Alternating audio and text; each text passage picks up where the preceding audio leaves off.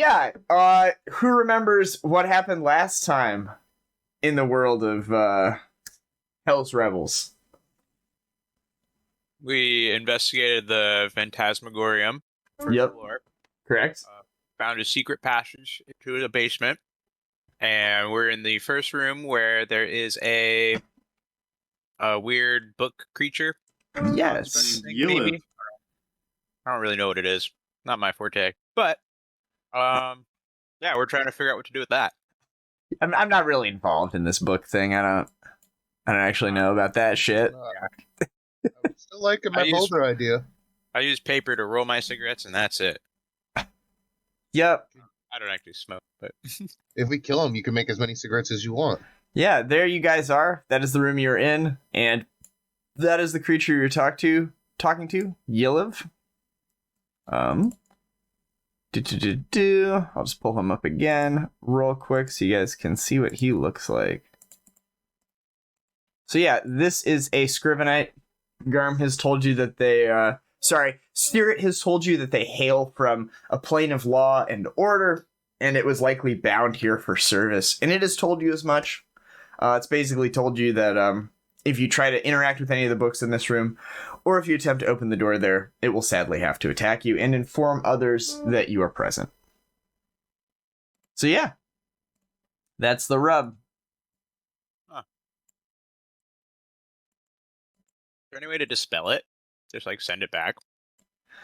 There certainly is. It's beyond your current levels of capabilities, though. Gotcha. So is it the doors that are enchanted or the doorway? No, this creature's just bound here. It's bound in service to not let people through the doorway or read any of the books. Garm is correct. So what if we got into like boxes and like snuck our way past? It would see us go through the doors and kick the shit out of the boxes. Like Metal Gear Solid. Yes. Yeah, the doors would open and it would attack you. It would attack the boxes. But it said like creature go through. Like boxes are creatures. It's not an idiot though. I do appreciate your enthusiasm, though. I'll give you a thumbs not up. to be a murderer for once. Oh, we're all for it. It's just funny. Is there any like darkness spell that we can put on it? And If you don't wish to destroy me, I of course would find that a positive outcome. If you merely wait a service of 40-ish days, I will likely return to my home plane on my own. We don't have 40 days.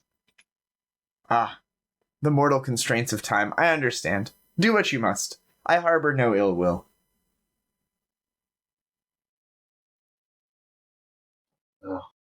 would it be okay if I put a blindfold on you?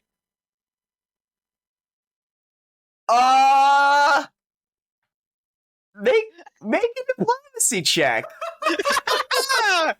Oh, I mean, like, it's such a you're not allowed to not interact with it, I guess. I don't... The Skyrim pot on the head trick, we're doing it. I mean... Oh, baby! You guys have said you don't want to fight him. He doesn't really want to fight you. Yeah.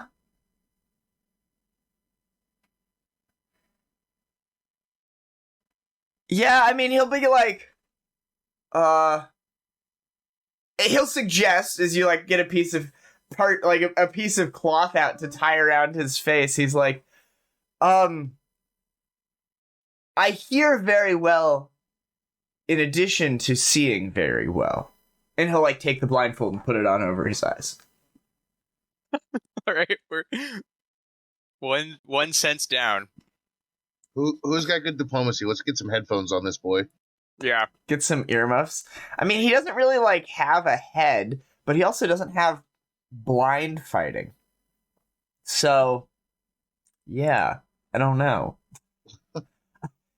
You could get a sack and put it over his head, I guess. I mean, alternatively, we could just go get, like, an oil of silence and walk through the door now as he's blindfolded. Yeah. And we'd be silent. Would you like to do that? The spell silence. I don't, as I use it upstairs, but Would you like to do that? Yeah, sure. Yeah. Wait, what? Does it take like 10, 15 minutes to go to the market and get this and come back? Like, Probably like 10 minutes, I'd say. I'm gonna buy a scroll of silence. Sure. Yeah, I mean, about 10 minutes pass, he just sits there with the blindfold, and periodically he'd be like, "Are you still here? Should I take this off?" imagine like one of us would stay. Yeah, and just, like, chat I'll stay with them, him and talk with him. Oh, he'll be like, "Oh, very good." He'll like raise the blindfold up and be like, "Oh, your companions have left, but the door is untouched. Very good." Yeah. Can you mark out So 150 gold stupid. from the character sheet? Okay. Party sheet, please. Yeah. When you return and inform him that you'd like him to put the blindfold back on, he'll be like, "Oh, very good." And he'll like slide it back down and give a nod. Yeah, I'll cast silence as we're by the door. We have 3 rounds to get through that door and close it. Sure. You lube yourself up with this oil of silence, and you open the door. Sure, why not? I don't care. Yeah, we did it. He doesn't care. Seems like a creative solution to Walter. Yeah, you see a passageway that continues in. You guys can all pass through and close the doors behind you if you'd like. I believe that's what we all want. Mission complete. Returning to base. We've done it. Good job, guys. Campaign's over. You've defeated an enemy without killing it. It's the only thing I wanted you to learn from this adventure. We don't have to do anything else now. My favorite thing is to kill him on the way out. So, you head down these steps When here. we open the door. No, I mean, because like- we will have defeated his masters, hopefully. Yeah. These stairs descend a further, 20 feet down. And, as you eventually round the corner, you see a hallway with lots of doors and another side passageway here.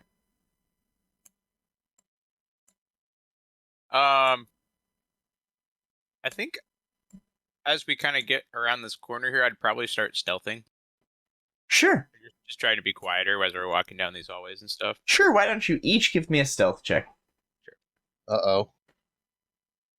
I'll politely look at Yuri and kick a small rock that's on the floor. Sezzix, you have a plus 20 to stealth. Yeah. What the fuck? How do you have a plus 20 at level 3? What? Is it a rat thing? There's Is it a rat thing? yes. I have a cloak of elven kind. Oh, the Cloak of Elven Kind. Okay, sure. Cat boots too. You guys are actually fairly stealthy. Except for Caerrat. So it's like, I can't believe he fell for that. Oh, sorry. I'm just so hyped. We got through without killing something. I'm so proud of all of us. We did a great job. A lot of restraint on my part. Now let's go in here and kill all these Chilaxian bastards. Like, I was excited to cite the book. Yeah, I mean, you see what you see. What would you like to do? I'm assuming to the west is just a wall. Yeah, what's down this way? Oh, sorry, that's just a wall. Yep. Okay. I'll walk to right here. Very good. You see what you see. Okay. I'll put my ear on this door here and see if I hear anything. Sure. You hear nothing on the other side. Cool. I'll open. You see a small room. It is currently not in use. It looks like there's a bed, table. It looks rather simple. It the trappings and such.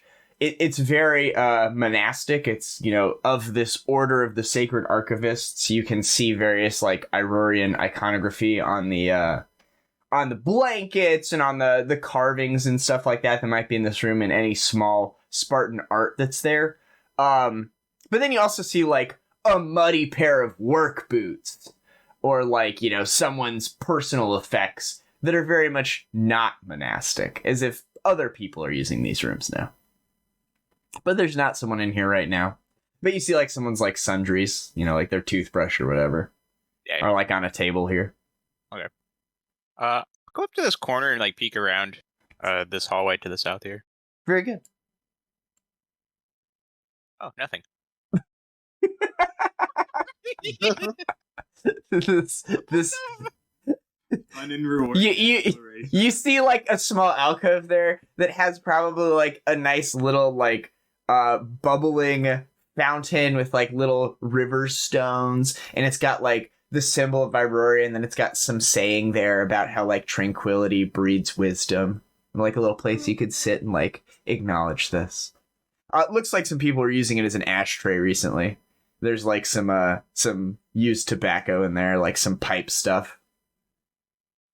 For the next 3 of these doors, I'll like do the same thing that I did with the other. Fantastic. This is a closet, and this is a privy.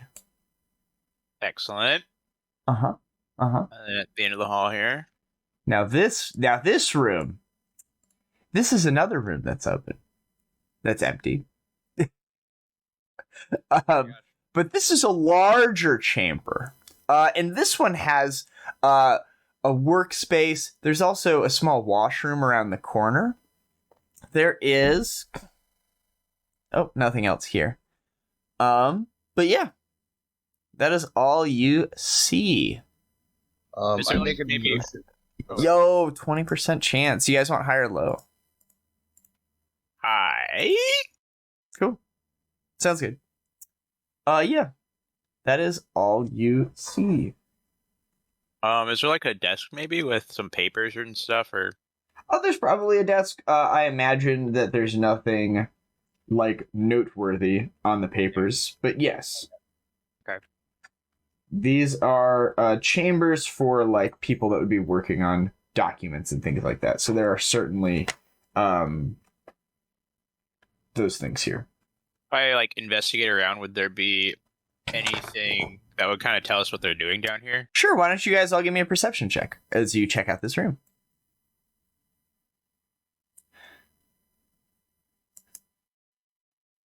Anyone else?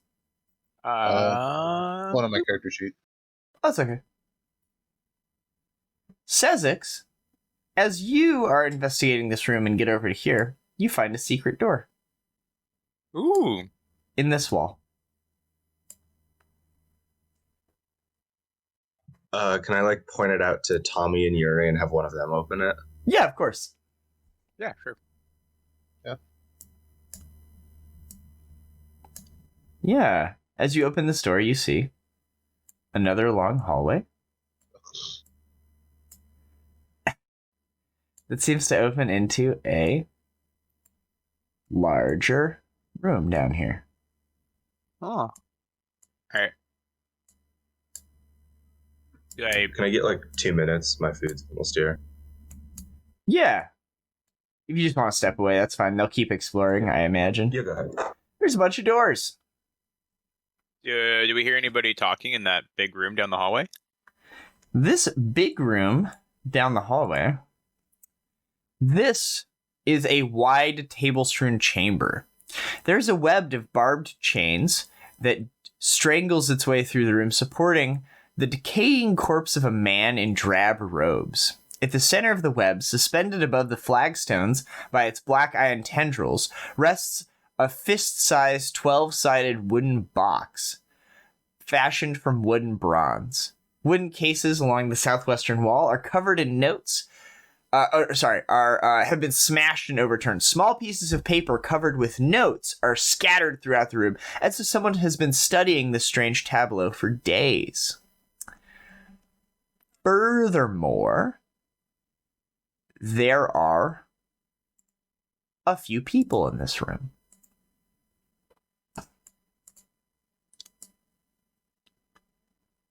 And you hear movement of multiple people. And you see one as it like walks from like here to here, right? And like goes past your line of vision. It will make a perception check to see if it sees you. as you do not have any cover. Let's roll this perception check. A 19. 1, 2, 3, 4, 5, 6, 7, 8, 9, 10, 11. Minus 11, trying to get a 0. It gets an 8. As it passes by here, it's like he's like holding a book or something, and he's like, doing the thing where like he's got the pen like in his mouth, and he's like, and he'll just like casually look over in your direction and be like, dogs! We can roll initiative. Actually, can I try to intimidate them as if I'm like a higher up that they don't know about? Definitely not. Okay. Good try. Definitely not. It's like that moment where like you come and like you're in Indiana Jones and like Harrison Ford comes upon a room full of like Nazis wearing like Nazi memorabilia, like all the fucking trappings, and he's there like wearing his like leather jacket with like his hat and his whip, and they know him as Dr. Jones. They're like, oh, it's them! Okay. Damn it. I wanted to get some intimidation going. Don't worry. They'll be scared of me soon enough. They sure will. Growl with the best of them. Sezzix is up first. I imagine he doesn't want to run into the middle there, so he'll probably delay for now. Tommy, what do you want to do? I will do... I can't see anyone. A double move action. 5, 10... Oh, yeah. These guys, seem to be wearing, like, light robes. I don't know if they have any art. They don't have any art. They're wearing light robes. They, seem to be dressed similarly to the guys that you fought upstairs that were like monks. Except these seem to be a little, perhaps a little more, well-equipped. Oh, okay. But yeah. I used a double move action to get this far. Sure, I get to reveal more stuff now. Boop-a-doo-doot. So yeah, Damn it, I was hoping I was a corner so I couldn't be flanked. as you round the corner, it seems to be another hallway. Hey, look at that. Nothing but hallways all the way down. The secret door just got us around the hallway. The secret door was just a hallway to the same hallway. It's the same hallway. I don't know why there's a secret door there.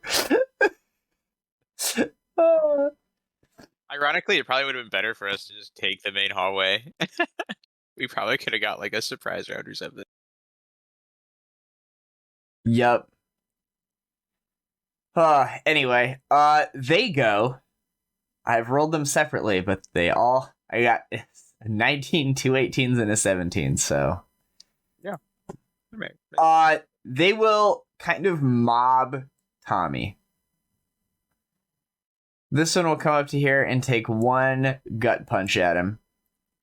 Damn. It hits your boy. Damn, they're lighting him up. Oh, really? This one will come over and get flanking. This is not good. And you definitely ran up to get the shit kicked out of you. It misses. Oh, thank God. This one will charge. They're just not cleaving up like you'd like. And I guess this one will. They literally just mob you. There's no one else to attack yet. And misses. And one of them, as they're fighting, will call out, "We're under attack! We're under attack!"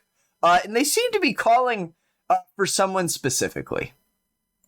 Like, not just a generic cry, but like they're yelling in a direction down to the east, trying to draw someone else's attention.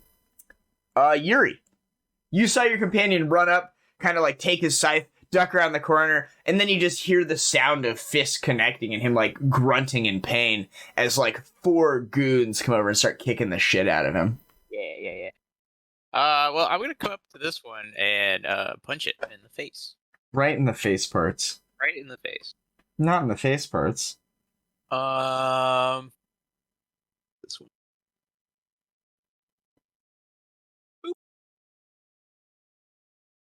15. A 15 totally hit, dude. Yeah.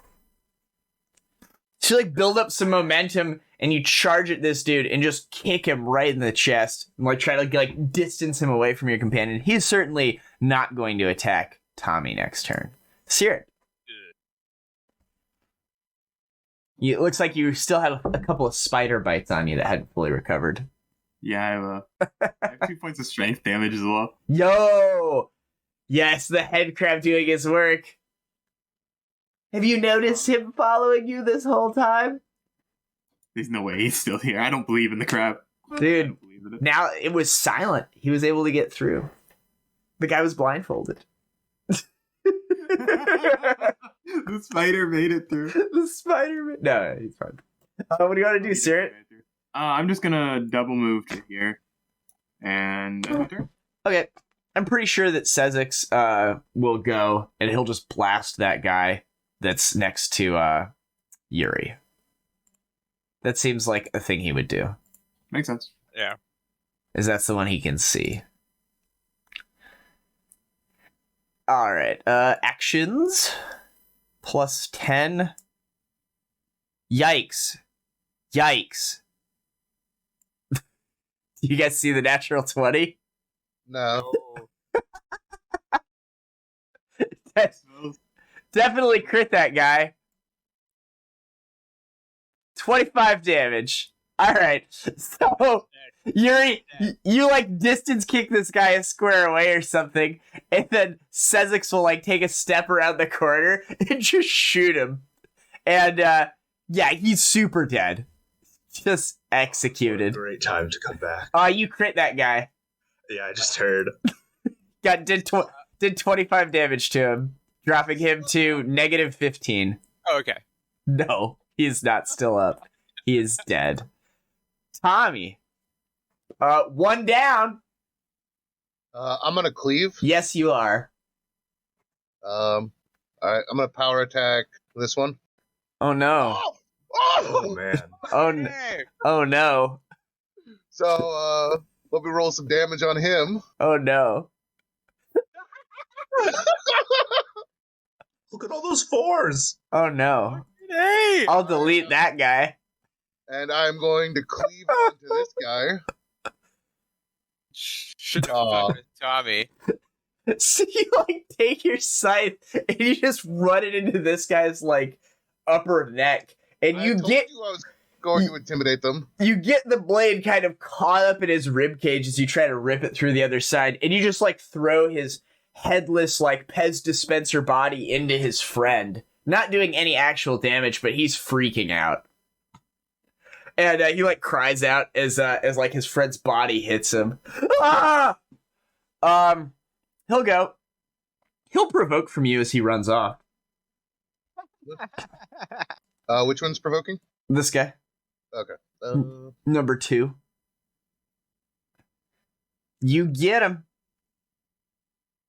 As he's running away, you like slash him across the back. He cries out in pain.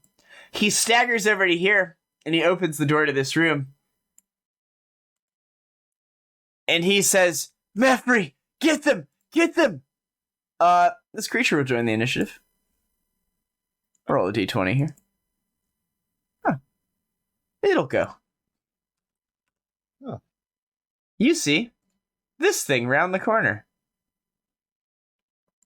You recognize this as a wolf with reddish-brown fur, white claws, and burning fire-red eyes. It stands about 5 feet tall. And yeah, this looks very similar to the hellhound that was accompanying Nox at the very start of this adventure. And I don't know why there's not art of this thing. But get that for you in a second. It'll go 10. Yeah, it'll just come up to you. It seems, some would say upset. It doesn't necessarily care that this guy's dead, though. It'll just come up to you and bite you, Cobra. Interesting. It misses. And as it Thank God. snicker snacks at you, you can see its maw is like got flame in it, and it like scorches the air in front of you as it bites you. I was scared with my -2 armor class there. Yeah. As you're like, sweat's beating on your forehead, this other guy will go and be like, "You're done for now. Nox's pet takes no prisoners." He will attempt to stunning fist you with this attack. He doesn't want to get shot though, so he's not going to get flanking. He'll actually take a 5-foot step to here. Yuri. Yeah, I mean, he just saw his friend get fucking dusted. Standing next to him. On the left and the right. I should be able to get to here with my movement, and then I can... You might provoke from that guy, though. Oh, that's fair. Okay. Yeah, I mean, he'll throw a punch at you as you run by. Yo! Damn. He arm bars you as you're getting around there. Big damage. Fuck. Oh, yeah. Huge damage. +2, yeah? Correct. Actually, I think I have it built into the attack. Okay. Yikes. Ayo. Let's do some sneak attack damage. Let's not. He looks badly hurt. As he's distracted, and you just, like, grab him by his cloak and just, like, punch him in the kidney a couple of times. Sear it.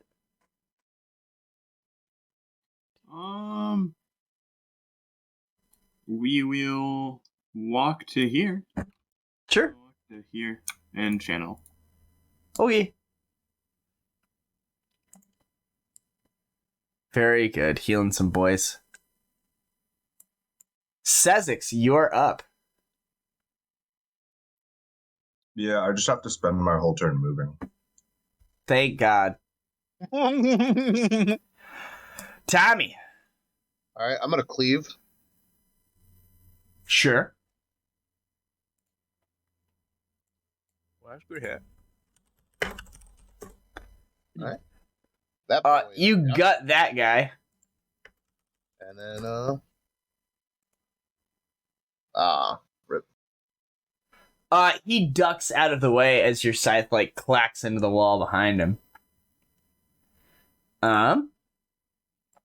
This guy, who seems to have been alerting all the presses, he'll move over to here and he'll open these double doors. We're under attack! You see another room.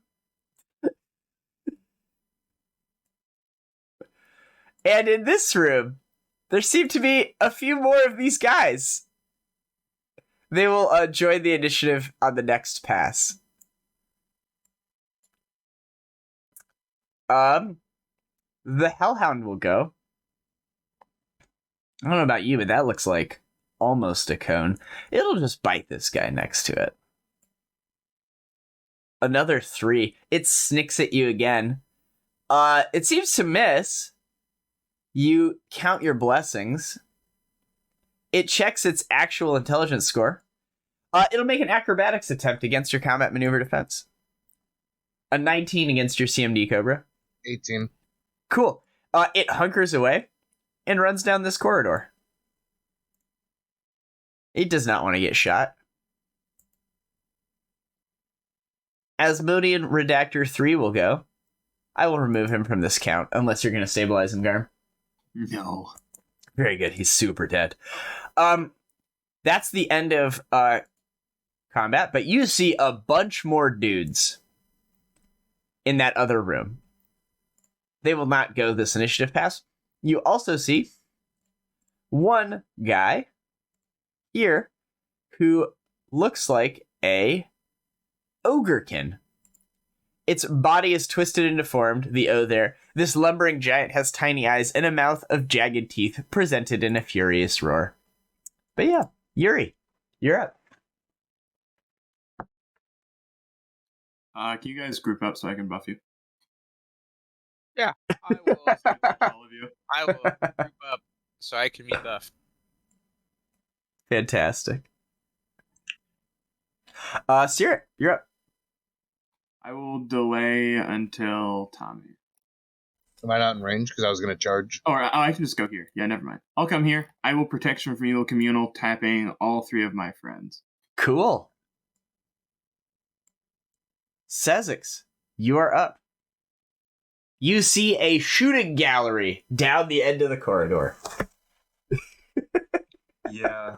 I have to move to like here. I'll go to. Can I still see Redacted? Right. Can I see Mephery from here?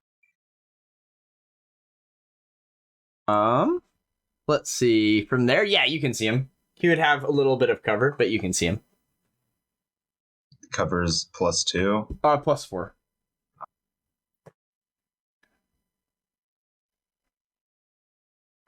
That will miss. It grazes into the wall next to him and he snarls at you.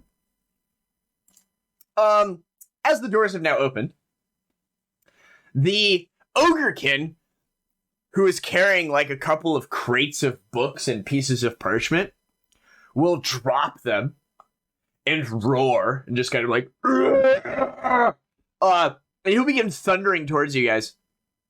He'll kind of like shove this redactor out of the way as he hustles.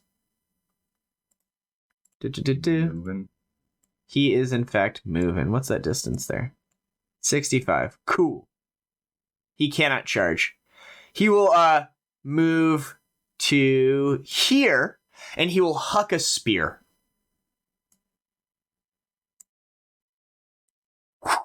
He throws like this javelin thing at you, Tommy. And it hits you for 9 as he like hits you in the shoulder with his spear. Damn. Tommy. I'm regretting the idea of charging. And now that he's thrown it, you see he doesn't have any weapons, but his hands look pretty meaty and you think he knows how to use them. Can I delay till after Garm's turn? Yeah, you just delay and you tell me whenever you'd like to go. You just can't interrupt a turn in progress. Okay. These guys think that they can handle you. They don't know what's up. They will just kind of begin moving. Yeah, I mean, they're going to let their Ogrekin be in front. Asmodean Redactor 2, who's like badly wounded, will be like, "You're done for now. You're done for now. The lout takes no prisoners." And he'll kind of like move behind this guy and lean against the wall here. And like wheeze a bit. He'll like take some of his clothes and begin like tying off his injuries from the scythe. The dog will snarl, Seishi, and it will come down to here, and it will bite you. There we go. Why am I the first one it hits? The fire and the teeth sink into your flesh, and as it scalds you and bites you, you take 7 points of damage. Redactor 8. Everyone smells burning rat. This one will go. We'll just kind of move on up. 7 will go. There's so many. We'll just kind of come up. 4 will go. My God. They're just getting in queue. Yuri. It looks like perfect cleave formation if I've ever seen it. Right, but I'm too wounded to be lowering my Yeah, I'll armor take class. care of you, buddy. You'll have to make an acrobatics check to get there without the dog biting you. Actually, hold on. Sure. Do I even provide him flanking since I have a ranged weapon? Negative. Oh, in that case, I wouldn't do that. I I would. got you. I thought I was going to get flanking out of that. I will not. I thought I was gonna get something out of that. Worthless. Oh, that's what the Hellhound looks like, by the way. Figured I would share. Puppy. Puppy. It's a good puppy. I'm going to attack them. Yeah. No, don't hurt the puppy. Yeah, you hit it. You know, it's always regretful when like a patron has like an aggressive dog and you have to like deal with it, and you know to like, you know, pull them by the scruff and like how to handle it so like you can subdue them but like not actually, you know, hurt them like in a lasting fashion, because, you know, I imagine you're not a monster and you don't want to kick puppies. Yeah. You like put your hand on this thing and like try to restrain it and like, you know, hit it in the haunches, you know, like areas that could heal. It's like hitting leather. This thing is quite tough. And as you give it a pretty solid whack, it doesn't seem phased. It seems upset that you've touched it. Good. You're still delaying, Tommy, by the way. Yep. Redactor 5 will go. Which one is he? He's this one. Yeah, I mean he'll get into queue. Sear We will move action, draw a wand to cure light wounds, and tap the boy with it. All right. Tommy, you want to step in? Yep. All right. Huge. There's no way you could die now. You're safe, Tommy. You're safe. I'll take a 5-foot step here and then attack the dog. Sure. Wait. What's charge range? Kill the dog, please. No, I don't want to be charged by the ogre, so I'm wondering if I should just move You're in action. charge there. range regardless. Okay. It's Probably. less than 10 feet, they can't charge. Oh, yeah. These guys actually have to be in a square. They're like half in, half out. Oh, you totally hit that guy. If only I had improved critical strike. What's with all your 4s? I don't know.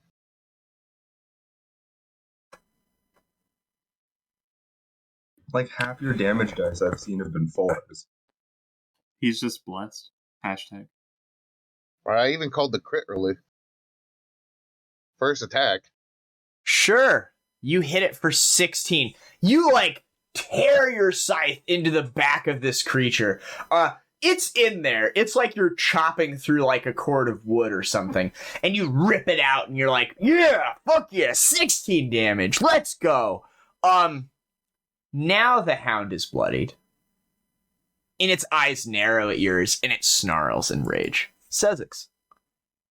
I will take a 5-foot step back, Put old Yeller down. and then I will shoot at it again. Yeah, you blast this thing.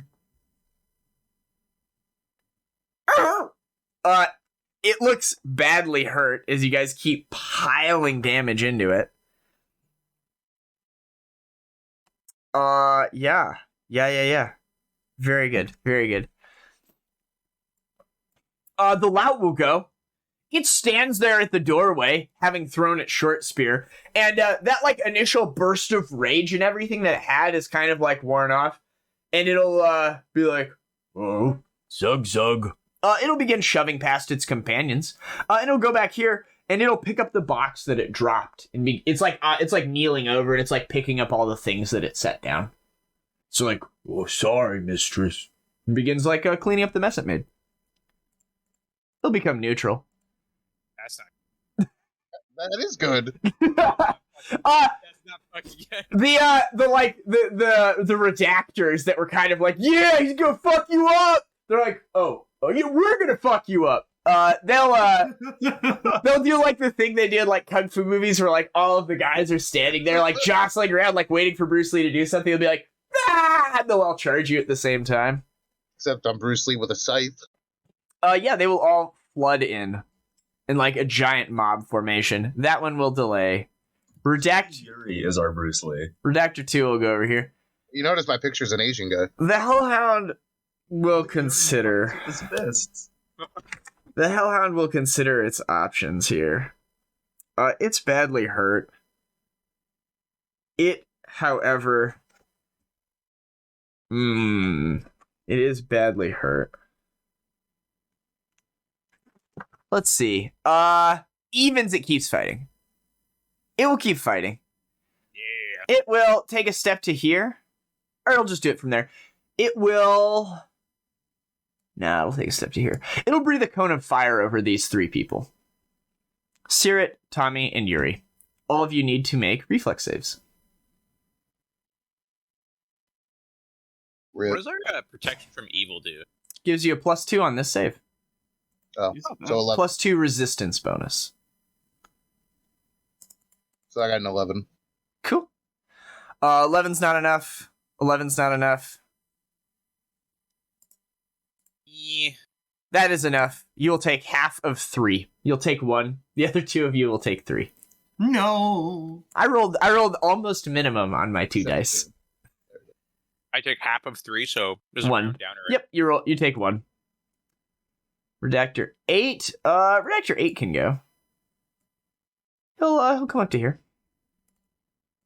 Redactor 7. He's gonna delay. Redactor 4. They're basically waiting for 5 to go. Yuri, you're up. Sweet. I'm gonna 5-foot step, Sure. and then I'm gonna Fury of Blows the dog, Sure. looking for Has any of your damage been non-lethal to the dog so far? it's all been non-lethal. Okay, sounds good. This isn't a dog.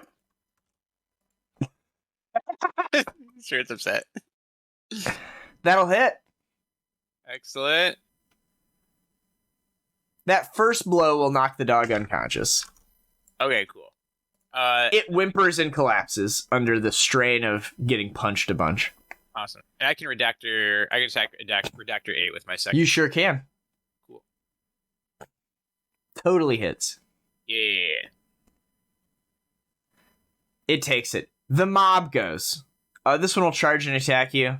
The rest will all just kind of flood in. That dog's unconscious. It'll stand on top of it. Boop. 1 attack on Yuri. This one does like a big charge up, like you know this is a stunning fist as he like builds up a lot of momentum and like tries to Superman punch you, Yuri. Yo, make a fortitude save! +2 to your deflection bonus from protection from evil. Heyo. Making him have an AC of 16? Yo! Fuck. I had a dream. Fortitude save, you get a +2 on this. You shrug it off, you're not stunned. This guy, like, does all of the thing, gets all his strength in there, and hits you across the nose as hard as he can, and, like, your head just turns, and then you, like, slowly turn it back, and you, like, wipe the single bead of blood out of your nose. He looks very scared. Good. Sear it.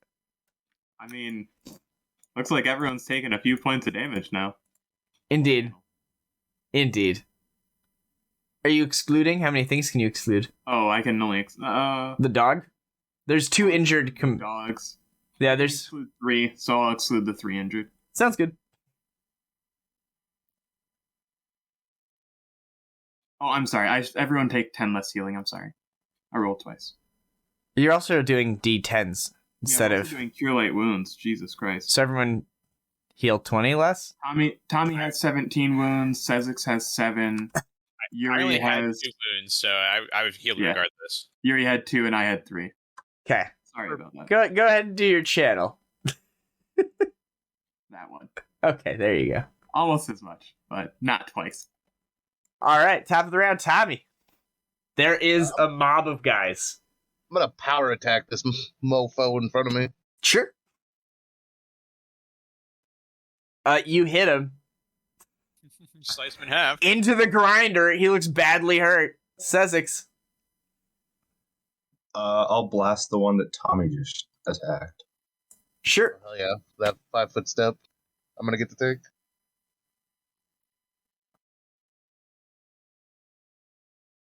He looks like he's on his last legs. Having now picked up those things, having picked up those things in the box, he will walk over to here, and he'll set them down, and he'll begin like organizing them into the piles with all the other things that he was organizing before. At this point, you'll hear like a loud whistle, and you'll hear a woman's voice cry out across the den, like, "Mepri, come!" The redactors will go. This one is like holding his intestines in his hands. He'll like stagger to the side. He'll give a fleeting punch at Tommy. Yo, that will miss because of your. Pretty sure that'll miss because you have protection from evil. Yep, and I didn't cleave, so. Yep, he'll miss. He'll then take a point of damage and fall unconscious. Protection from evil gives us a +2 to AC temporarily. Yeah. Yep. 2 deflection bonus, +2 resistance to your armor class. Or to your saving throws, I'm sorry. Yep. Attack with a ring of protection or a cloak of resistance. Okay, I'm gonna I have a manually cloak of input my resistance. armor class. So Yep. This one will open this door and begin rifling through trying to find a healing potion. Meffrey's unconscious. Asmodean Redactor 8 will go. He'll 5-foot step. Yeah, they'll attack. They'll attack the Bruce Lee motherfucker. Yo, that'll hit. Give me a fortitude save, Yuri. You get +2 on this. every frickin' time. They each get it once. Oh, you're good. Redactor 2 will go. Or 7 now goes. The mob goes. These will not be flurry of blows. These will just be regular old attacks. Yo! Does not confirm. That's good. They begin putting the boots to you medium style. Can't do anything. He'll delay. Yuri. Literally getting the shit kicked out of you. I didn't hear no bell. Fury of blows. Yeah. Almost. Yikes. So close. 9 damage there. Second attack, same guy. Yeah. Pooper. Redactor 5 will go. He tried to stun you last time. That's not going to work. He'll flurry of blows you this time. Oh! 1 attack hits. Let's go. Sear they're starting to beat Yuri up pretty good. Yeah, they are. We have a wand for this. I'll come over here. I'll step over the unconscious pile. Sure. I believe there are 3 unconscious people sitting in a pile there. There's that guy. The dog is to the north. And I think everyone else is dead. There's a guy who's been cleaved in half there. There's a guy who took 55 damage. And there's a guy who had his brain splattered behind you. Who got crit for 30 or something by Seishi. I'll just politely walk over that pile. Yeah. Fair enough. They're not people. Just walk right over them. Huge. That's all I got, buddy. Tommy. The dog is occupying the same square as 8, right? So I can shoot the dog. Yep. If you want to. Do you want to start? Do you want to start on the dog? No, Yes. Don't start on the dog. He's tricking you. Well, you have a higher chance of hitting the dog than the other guy. Alright. Let's just regular attack the dog. Okay, so you're not cleaving. Oh no, I meant not power attack, but it is a cleave. Yeah, you easily hit. Yep. Dog takes some damage. Cleaving up into the dude standing on him. You will hit. Oops, that's the power attack. He also goes down. There are now 2 dying people in that square. On top of each other. Sezzix. I will blast, or I'll take a 5-foot step, and then I will blast 5. Yeah.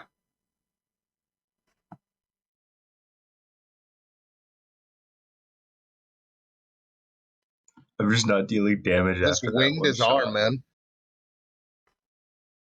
It's like Oh, those you get movies it, where that you one shoot crit. right through his shoulder and he's like, ah! Well, that's what happens when you shoot the Terminator. Nothing happens. Yep. Glances off him. Damage once. You'll hear over the din of combat. It's hard to hear. But the female voice says something at the Ogrekin, and you see the Ogrekin walk over to here. He's like, "Yes, mistress," and he walks over there, and he's holding some parchments or whatever, and he seems rather calm again. And then you see the halo of a spell cast upon him, and you hear the smashing of glass or whatever he was carrying as he throws it to the ground, and you hear a guttural roar, and his muscles double in size. And he seems very upset now. He becomes hostile again. Asmodean Redactor 6 will go. He's bleeding to death. Asmodean Redactor 2 will go. He'll find a potion and heal himself for 8. Back in the fight, boys. Gotta finish your kills. The dog will stabilize. Walk back to me. Asmodean Redactor 8 will try to stabilize. He will take a point of damage. Number 7 will go. Well, I can hit Yuri from where I am. I don't need to step forward. Ooh, I can miss Yuri twice from where I am. 4 will go. 4 will have to move up. Provoking once from Yuri. Cool. If you would like to attack. Now there's 3 bodies there. Yikes. 20. Yikes. Ooh, boy. Ooh. Bummer. Hate to see it, Cotton. You hate to see it. He's savagely hurt. He'll try to return the favor. This is a stunning fist. It misses. Yuri, you're up. Well, I guess I don't have to move, so I'm gonna Fury Blows. They just keep coming into my fists. I'm just gonna keep hitting the air. Woohoo! Can't hit what you can't see. He like dodges around in a square. Try it one more time. Bummer. I'll do it. So close. Max damage. That one will drop. That will drop Redactor 5. A Boop. little too cocky, and I just popped him in the jaw. You certainly did. He stabilizes. Sear Have a die 8 +1 big guy. it. Yay! We've all contributed to this fight. Tommy. Can I delay after Sezzix so I can try to get into cleave Sure. everything? Sezzix. Sure, I'll shoot 4.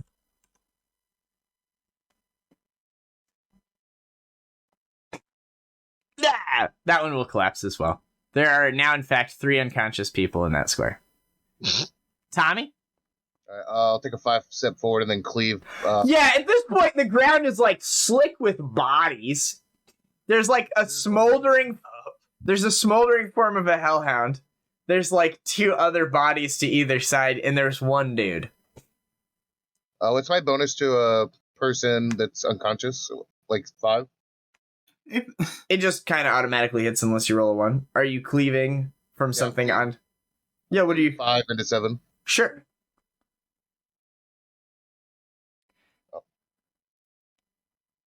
He's just like farming DPS.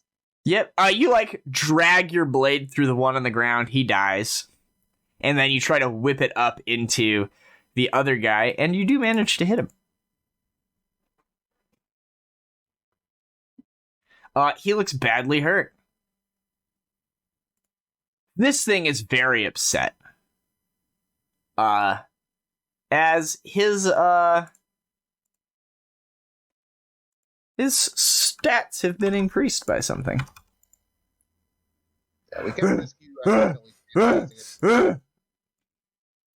It does not actually change it for me. Bummer. I definitely cannot use channel energy right now. Okay, well, I was just making sure you didn't have to worry about accidentally stabilizing someone and getting us fucked. Oh, I only have 1 more channel for the day, so He double moves up to here. He looks very upset. This one fails to stabilize, takes a point of damage. This one, who's healed up, will be like, yeah, and he'll like run up next to the Ogrekin. Meffrey, has stabilized already. That's right. Redactor Ocho, is down, but not defeated. He stabilizes. Redactor 7, he's still standing. He's gonna punch Tommy once. He will stunning fist. He will miss. He will then take a 5-foot step back. Oh, there's a pile of people on the ground. Yuri. I'll move action up to the ogre. Sure. That will provoke from 7. I got you. I'm actually, so here's what I'm going to do instead. I'm going to 5-foot step, and then I'll Fury of Blows 7 and try and finish him off. Sure. Sounds good. I adjusted my Fury of Blows, so I want to see if it works. Now I just have to click once. They both miss? Sounds like it works to me. Sear it. Working well. All right. Son of a bitch. I will.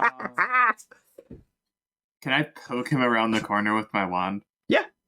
Sick. You're just you leaning barely around. even hurt. I guess I was here. I'll step into the body Scratch pile. Magical Tickler. I'll touch Tommy. Sure. Yeah, you will. Goddamn right. Sezzix. 7 looks pretty low. Oof. Oh, I thought that was a 1. Blammo. He goes down as well. Tommy. The meat grinder continues as all of these level 1 monks are collapsing around you. I'll occupy the same square as him. Sure. And then I'm gonna power attack this giant fucking ogre. Okay. Oh. He grins. Uh-oh. And he will jam his short spear into you. It's already sticking in you, so he'll kind of like just grab it in your flesh, twist it, and like try to rip it out of you, and then he'll bite you as well. The fuck? Indeed. The bite will miss, the 20 will hit, though.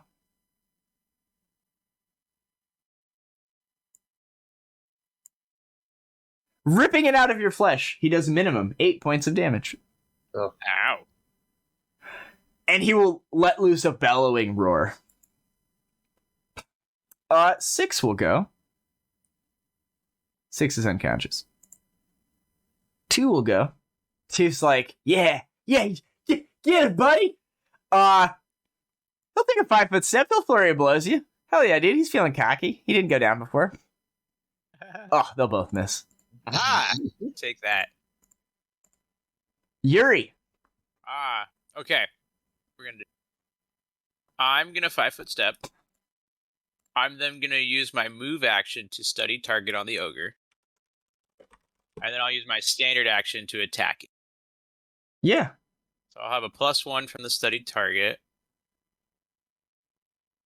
Boom. 15. Totally hits. Sweet. And I'll get +1 to damage.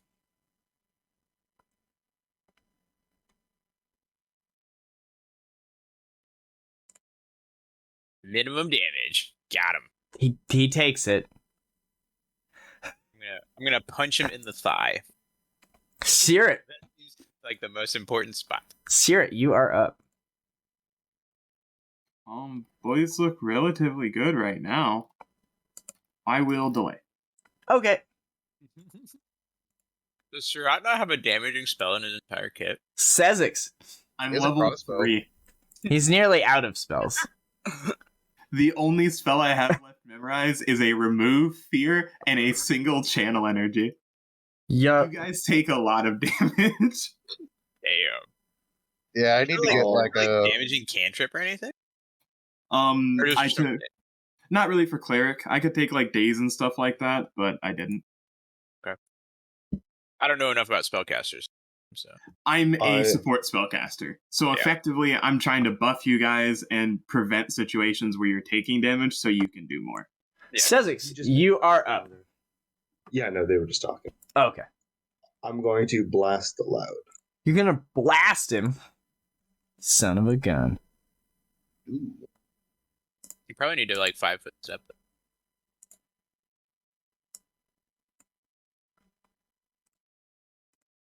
That will hit. He will take a boatload of damage. He looks hurt, but his rage is so blinding he doesn't really acknowledge it. Respect. Respect. Game respect game. Do ogres generally have a high CMD? He is big and strong, so yes, he'll have a high CMD. Okay, never mind. I'm gonna cleave off. His CMD is certainly higher than his AC. Okay, I'll cleave off the ogre then. Sure.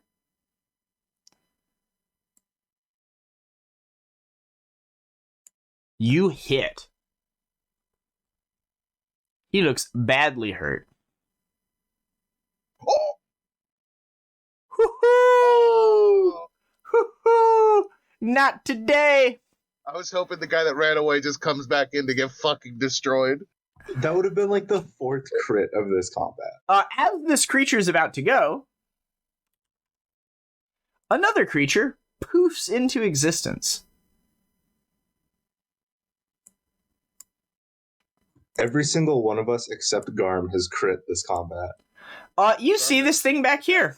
It looks like one of these melting people you've seen before. A roiling wave of flesh gurgles forward. Amid the fatty tissue, wriggle half-formed limbs and a dripping, tumorous face. It is one of those things you fought before. It's like the lowest cast of Devil. It shows up, and it begins moving towards you guys. It will move to here and be done. Well, good thing I have a silver Masterwork Scythe. Sure thing it is. This guy will attempt to kill Tommy. Attempt. He's just out here doing God's work. Fuck. Just out here putting in the work. Deals 11 damage to you. I will take my delayed action. Sure. Do you guys know what I'm gonna do? You're gonna touch me with a wand. I'm gonna come up here and touch Tommy with the wand. Cool. Give you a little bit of a jerk off notion as you come up. Sirot's magical tickler.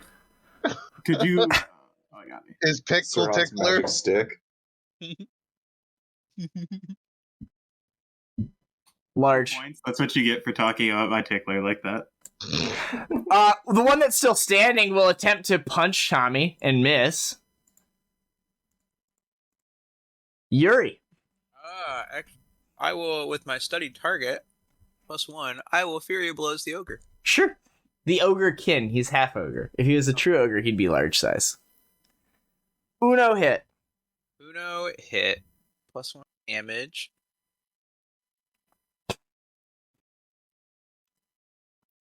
With that, he will drop. And as he drops to the ground, you notice his, like, bulging muscles and stuff like that kind of fade. And he looks a lot less impressive on the ground. And he's bleeding out. He looks near death. Sezzix. So the Ogrekin is effectively done for. Yep, I can't really turn an O upside down, so I turned it sideways. Yeah, I watched fair. that. I'll 5-foot step up. I'll blast the dude. Sure. You hit. He goes down as well. Tommy, there seems to be only this weird, melty man creature standing. It's the same one we saw earlier, right? Yes, it is a lemur. Okay, well, I have a Master Silverwork weapon. I'm going to power target it. Yeah, do it up. So it shouldn't have reduced damage. It will take it all. It looks badly hurt. It will go. It will claw you only one time before disappearing. It misses. It disappears. You hear a voice emanating from the other room. Kind of like a large, a loud sigh. And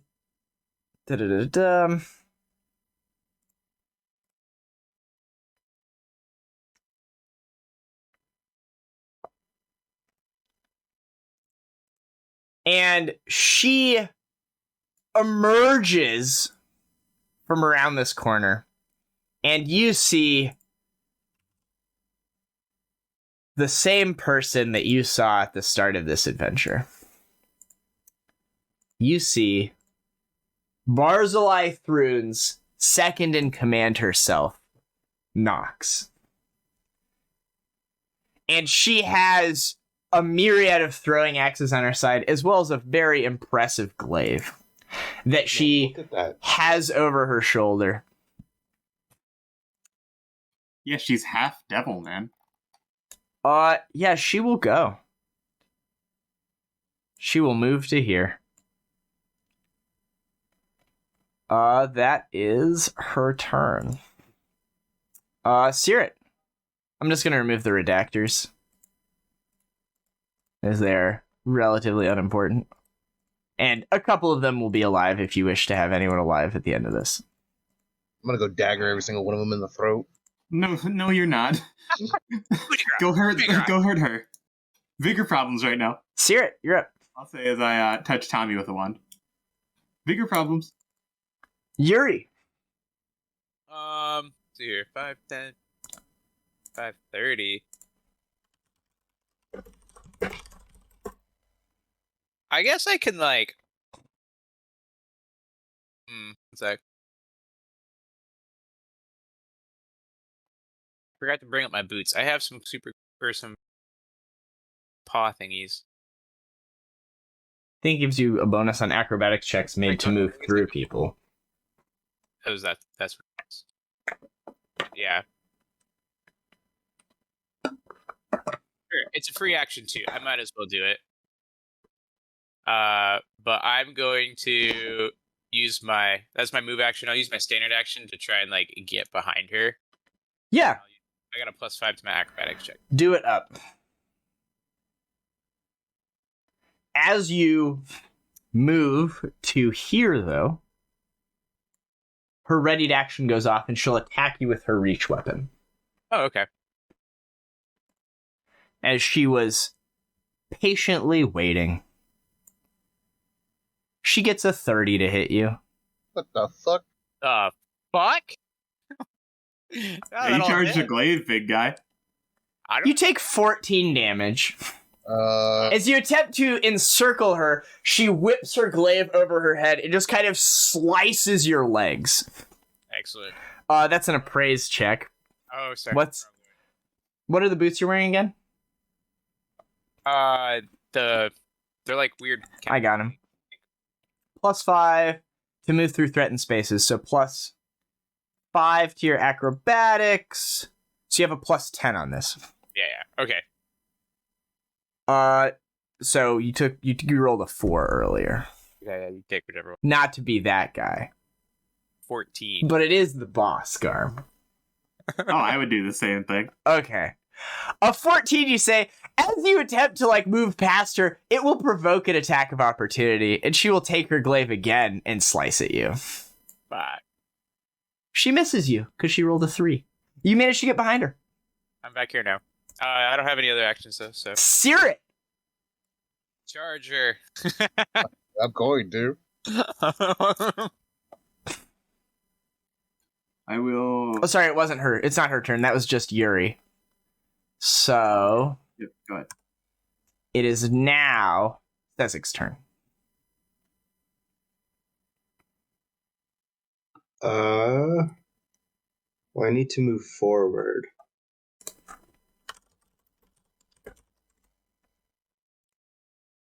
I'm just going to double move to here. Okay. Here. Tommy. Do I get flanking on a charge? Yeah, you would. So what would be my plus on a charger? Like +3? It'd be a +4. So you I'm gonna get- charge. Sure. As you attempt to exit this square, she will take an attack of opportunity on you. Didn't you already do one this turn? Yep. Combat reflexes. Yep. Oh. She will make a combat maneuver check against you. As you run towards her, she will take her glaive and attempt to jam you up. Against your combat maneuver defense, -2, does a 22 succeed? Yeah, I only have 18. Very good. Oh, wait, but the +2 from Garm?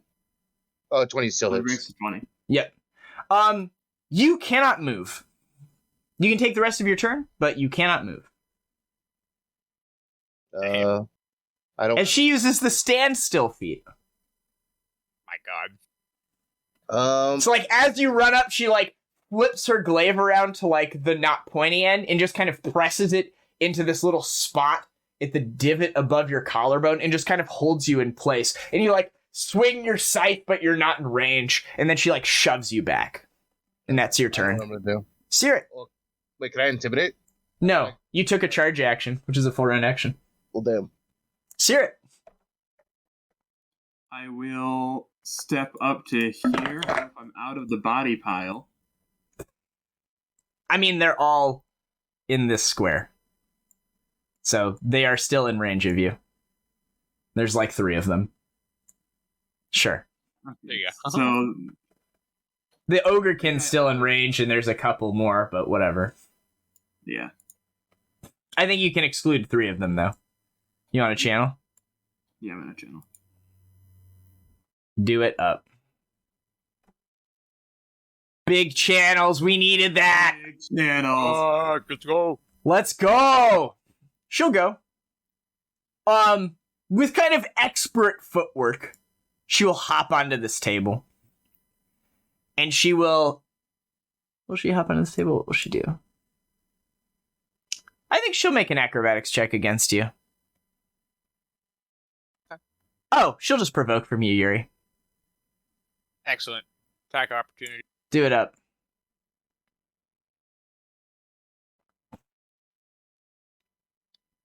Yes. As she shoves past you, she kind of glides past you. She bounces off of one of the chairs onto the table there, and then she will attack you with her glaive. She will do so in an aggressive fashion. An 18 to hit you.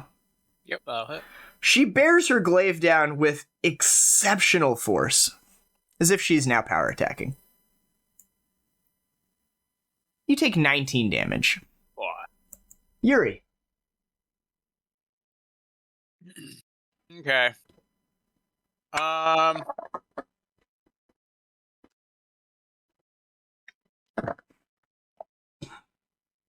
Yeah, I'm thinking we just kite and let Sezzix shoot her to death. We know she's half demon, right? You have heard the rumor that she is half devil. Okay, so silver's good. Yeah, would we know if she has resistance to non-silver attacks? You have no idea what she is. She looks like a regular person. She just has white. Hit her yet. She has milk white eyes with no pupils. That is kind of sketch, but Yup. Okay. And yes, you have not hit her yet. Regular bullet before I switch to silver then. Are you within 40? so It's not my turn yet. Oh, okay. What are you talking for then? I'm gonna. I was just like, Sure. Gosh, maybe I'm not going to. It was nice knowing you, I Yuri. have 1 hit point. Never mind. I'm not gonna. Step back. As you step back, she kind of like relaxes her glaive and she's like, wise. Are you withdrawing? So you don't provoke, leaving the square she threatens? Okay. Yeah, I did. Sounds I don't good. have any potions, so it's all. Sezzix. Gonna blast her with that regular bullet. yep. Light her up. All you guys should do. To walk in front of the front line. Okay, yeah, this is still close enough. We could Oh, you easily touch. Yeah, it seems to do all of it to her. Yeah, let's Oh, kite this good. bitch. Tommy.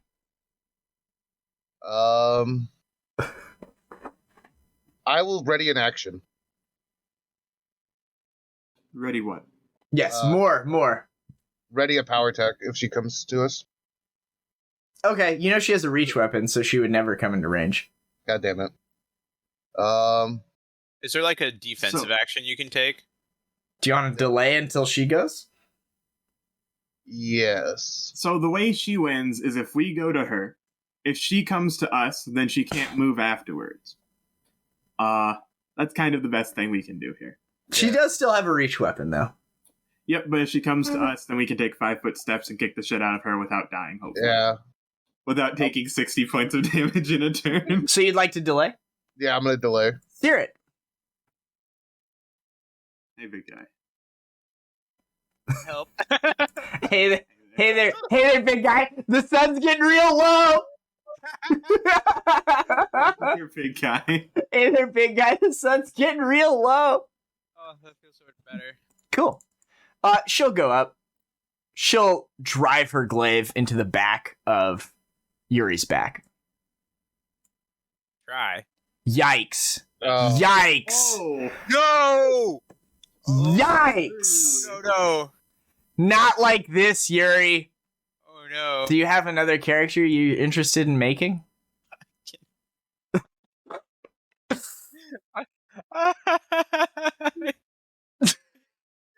Does Yuri have a twin? Yuri's twin brother. With her glaive, she just kind of like bisects Yuri across the back. He is dead. And you notice that the wound that Seishi blasted through her shoulder seems to be closing up. Sezzix. 5 feet under. Oh, Tommy, I'm sorry, Tommy, did you want to undelay at this point? Yes, I will take a 5-foot step. I will avenge you, Yuri! Death is only a status condition as long as one of you make it out of here. Alright, I'll attack her Do it up. with a regular attack. Yo! Crit for crit! Crit for crit! She takes it all, dude. She looks badly hurt. Kill her, Sezzix! She looks Sir. she looks badly hurt. She's still standing. Sezzix. You like take your scythe with all your fury. You just fucking jam it into her chest cavity. And you rip it out. And you hear the breaking of bone. And there's just this gaping wound. She's still standing. She takes another shot to the throat. She's still standing. Sear it. I'll begin like So you got panicking, a holding the crossbow? wand, like trying to poke into the dead body. I'll take a 5-foot step backwards. Do you have a crossbow? Shoot her! I'll shoot her with the crossbow. Yuri! Oh my god. Oh my god. It's the party. I'm loving it. No! I'll take a -4 on that. No chance. Her AC's above 20 anyway. Yeah, no. She'll kind of like, she'll just bat it away with her glaive. She goes, you see her wounds close up further, and she will look over all of your faces as a move action, and she'll be like, I'll remember you.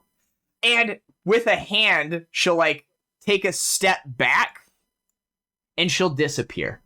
You can make a spellcraft check.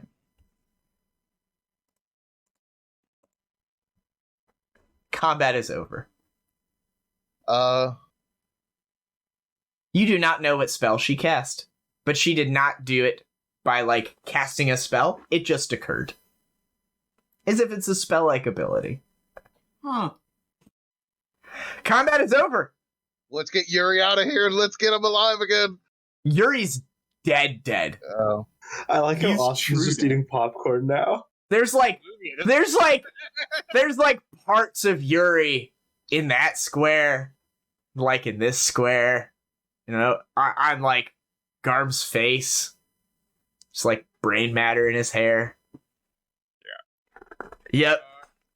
That being said, we'll probably, maybe after this game, Walter, we should talk here.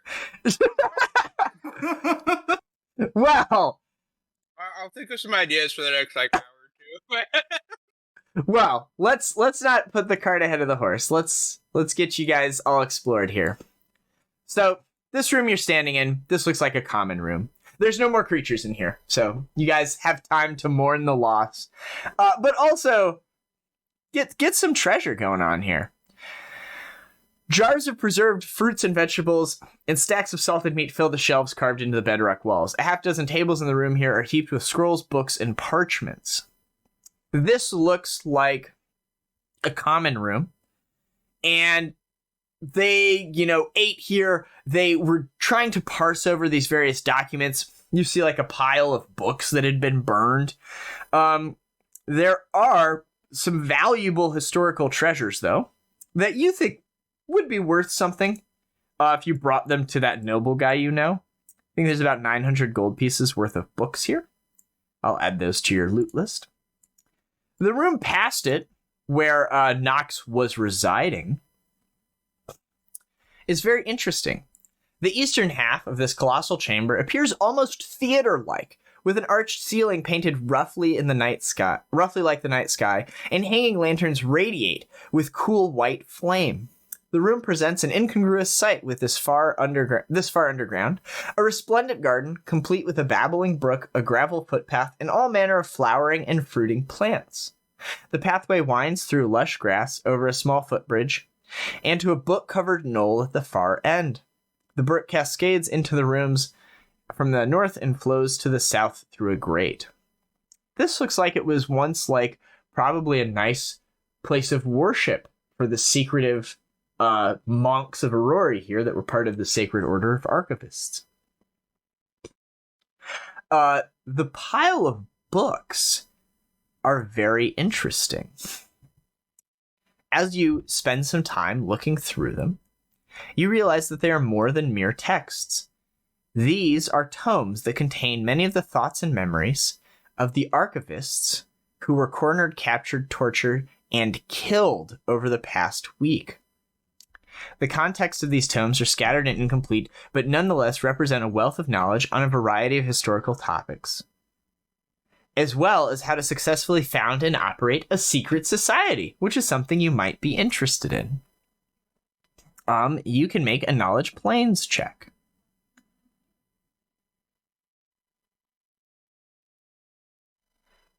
You don't quite know anything else specific about them. Mechanically, though, if you wanted to use these books while attempting a knowledge history or local check, you would get a +4 bonus. So anytime you're doing research. Furthermore, you could probably sell these for some money. As well, you note the name of Rexus's parents among some of the entries here. And you think that, if you returned those to him, you'd likely be rather happy. Oh, I'm dude. thinking most of the books here. He's going to be devastated to learn about Yuri. Yeah. So I'll throw those in your party list as well. Clearing out these side rooms, these all just look like regular plain old resting chambers. That's what all these are. These are privies and shit like that. All the things back here are just rooms for all the archivists to sleep in. The only thing of note you haven't explored here was in that first room where you started all this combat. There are a bunch of books here on planar theory. Together, these books function as a masterwork tool for knowledge planes checks. There's also a single dose of Dust of Emulation on the shelf to the northwest. You guys can make a perception check. As you, I imagine, are searching this place thoroughly before leaving. Because you imagine you'll never come back. Probably can't. Sezzix, you find, with a 22 on the nose, an undiscovered panel in the southwest wall. It appears as if the Redactors, the Asmodeans that had infiltrated this place and killed the cultists that you guys would be friends with, never found it. And it contains a small stash of treasure, a headband of wisdom +2, a silver and mother of pearl ink pen worth 200 gold, a platinum disc depicting an angel worth 100 gold, and a interesting cubic thing hanging in the ceiling. Garm, I saw your eyes light up at that wisdom headband. Is Yeah, that I'll a be good stat taking for you? that. Okay. I'll be taking that. So this cube seems to be a weird box.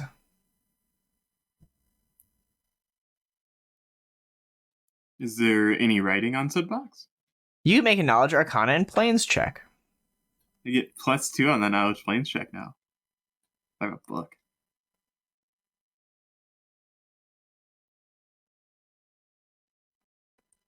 Does anyone read Celestial?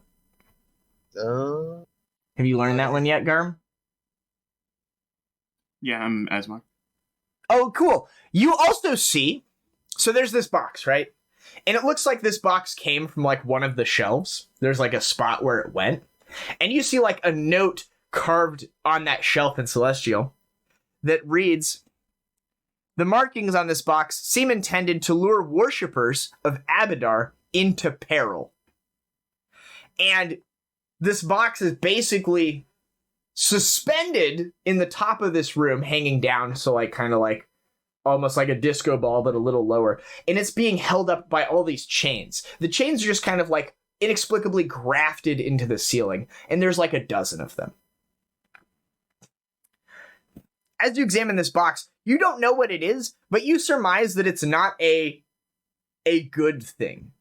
But as you like maybe like poke it with like the back end of a stick or something, it doesn't do anything. It looks like whatever it was going to do, it has done. As up in the web of chains, there's the body of an Asmodean redactor just kind of like impaled, and it's been there for a while. This box is very curious. You'll find out what it is later if you like bring it to someone. Basically, this was a puzzle box that if you opened it correctly would create a gate to the plane of shadow. The redactors didn't know it was trapped, set off the trap, which are the chains, and broke it. So it is now ruined, but it is still an interesting curio, and you think you could sell it once you have like Rexus and you guys pour over it a bit. In Blow Rosette, the imp will certainly tell you what it is. You think it is worth 3,000 gold pieces sold. Damn. So that right there effectively pays for bringing Yuri back from the dead, for what it's worth. Oh. It only costs about 5,000 gold to come back from the dead.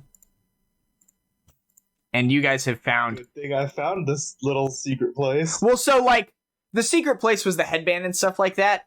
The thing that you guys all saw was this box. Like, when you guys entered combat, I described all those chains and the dude impaled on there. Upon further inspection, it's like, it was this trapped puzzle box that summoned these chains from the plane of shadow, which is an evil place, and, like, killed the guy that was fucking with it. The redactors didn't know what it was, so they, like, hit it a bunch until it stopped moving. And now it's just broken. But yeah, I'll throw all these things in your party sheet. And effectively... Take that headband. Yeah, you can take the headband for sure. Everything here has been looked through. When you open the doors to leave, the creature is not there. Oh, he left. His term of service was here until she had finished exploring, and she left. So The dog is Nox's pet. there's no one here. The dog is Nox's pet, yes. It is probably bled to death at this point. Yeah, I'm gonna put its body on a pike and leave a note we will never forget. Like what she said to us. Yeah. Sure. Can we save the lout? Yeah, you can stabilize him if you want to. Sick. Yeah, he seems at least like he would know something. Sure. Do you want to arouse, rouse him? Well, oh, he's very... Do you want to arouse him, or do you want to rouse him? Well, I'll Yes. look over. I don't want to jerk him off. A bit big, I think. We'll just we'll wake him up. We'll avoid the... Give him a handy, Jay. I gotcha. Reading between the lines. I'm not in a jerk off mood, Red. You'll make him erect. Very good. His eyes will open, and he looks rather confused. Where is he? He was out in this other area. He opens his eyes and he like looks nervous. And he's like, oh, and he'll like turn over and like stand up. He's not like hostile or anything, and he'll begin like dragging himself back into the other room that he was in previously. Hello, Mr. Lout. What kind of work are you doing now? The nice devil lady, she said don't let anyone in this room. You have to go. And she'll try to like get you guys to not be in the common room. So like as long as you guys are like out here or whatever, he'll chat with you. But he's like, you can't go in there. You're not supposed to be in there. Oh, okay. Do you know why the devil lady Nox didn't want people going in there? She tell me not let anyone in her room. I'd not let anyone in her room. And he'll like stand at the entrance. And he's like, he's at like 1 hit point or something. He pokes his internal organs that are exposed and tries to like scoop them back into his body with a hand. And he'll like take a bunch of like earwax and begin like plugging his like various injuries up. He'll be like, "Oh, hurt real bad. Not good. Well, come here, please. Don't feel well." He'll like cough up a bunch of blood. Yeah, Okay, so I'll make a deal. I'm gonna fix you up. I won't come in the room, but I'll fix you up. No hurt anymore. No, we're all done with that, okay? I'll mark like 4 charges off. Okay. Yeah, you heal him up. You can speak with him. And he can tell you some stuff.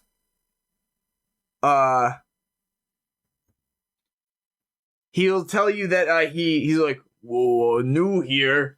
Everyone mean but nice devil lady." When did you get here? Oh. He like starts counting on his fingers, and then he like obviously doesn't know how to count. And he's like, not long ago. Do you want to Spent more time in home than here. Where's your home, buddy? Don't know.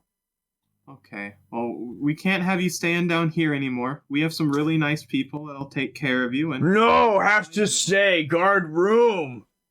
Devil lady say to guard room. Well, Devil Lady's gone now. Do you see her?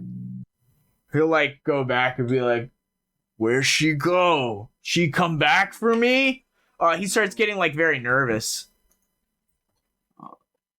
Yeah, you can make a diplomacy check talking to this guy with an intelligence of 4. You know, that seems possible. Oh, yeah. Yeah, you can like, you'd be like, "The sun's getting real low, big guy," and you can like Incredible Hulk him and like get him to come out of his shell a little bit. He obviously doesn't know like the name of where he lived. You like ask him to describe like how he got here, and he'll be like, "We were in a big boat, and they took me here. They beat me good. Skull real hard though, couldn't kill me. Then Devil Lady, she healed me up and tell me work here.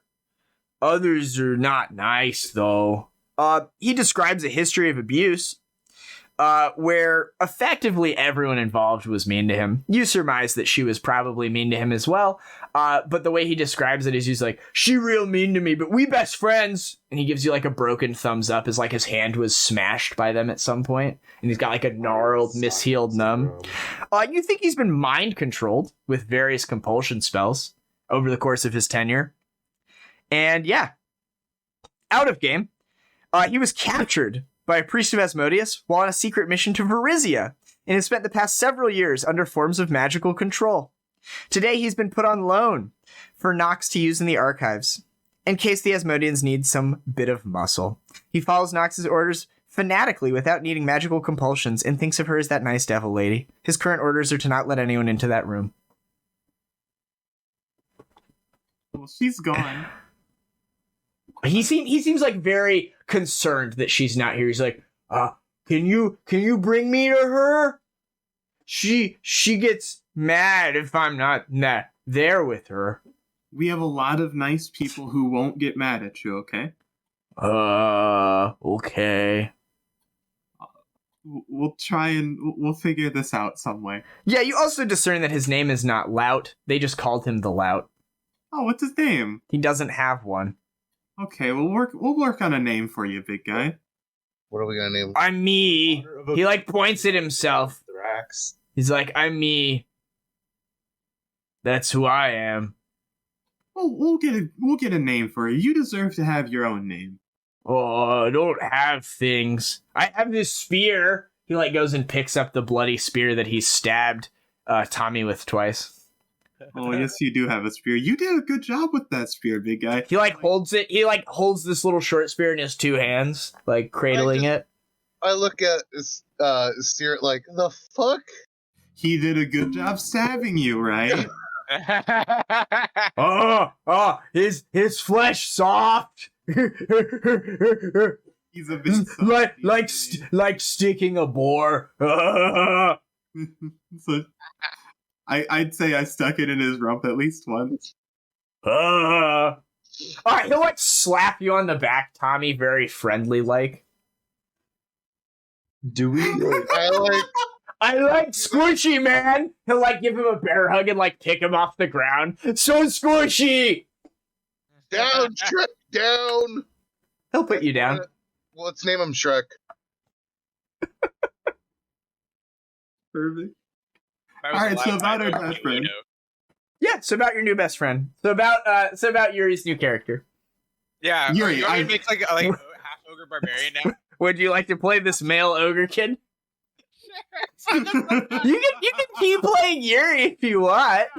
We can pay for your res. You can come back to life. So half the fun to me of role-playing games is building characters. So if you kill me 20 times, then I'm just building characters every time. It's very fun for me. But Fair enough, yeah, dude. Play the lout. Wow. Name him what you want. sure. Oh, Wow. God, this would be great. Like a 4 intelligence barbarian, just like roar.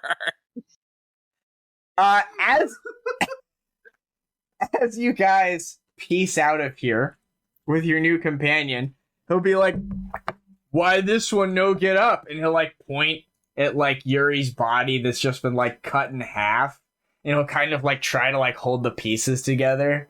He'll be like, "Oh, he dead." I say no. He like sets them down and puts his hands up like, "I didn't do. I'm sorry. No, Did- you didn't hurt the rabbits. Didn't mean to." Jesus. That one mice of men, though. Jesus Christ. Rabbits, George. But what about the rabbits, George? Okay, so you guys finish up here, and of course, this combat and all the things you've experienced will cause you to become level 4.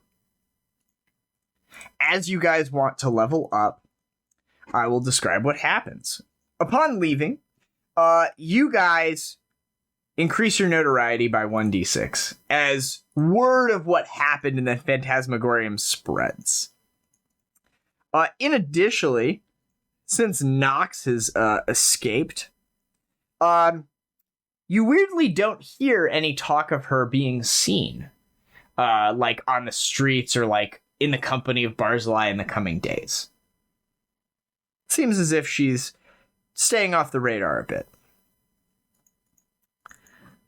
But yes, your rebellion's maximum rank will increase to 10. So you can get to level 10 with your rebellion now, as you've unlocked the next tier. And yeah, I believe you guys have done almost all the side questy type stuff you want to. But is there anything else you would like to do before this week ends and Garm goes and does the minigame stuff?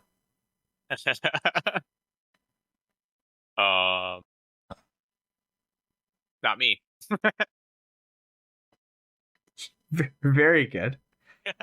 So are we actually gonna res Yuri? Honestly, I would Up to Yuri.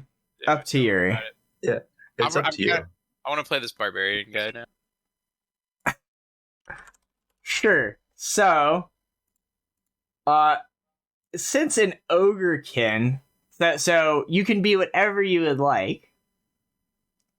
But I will tell you the stats this guy has. Sure. Though he had an upbringing of abuse or whatever, you're certainly more than welcome to like change things around if you want to. And he was actually 2 levels of fighter. But you can be whatever you'd like. She cast the rage spell on him, which is how he was enraged. I'd probably just retcon it into being just a barbarian. Yeah, that's totally fine.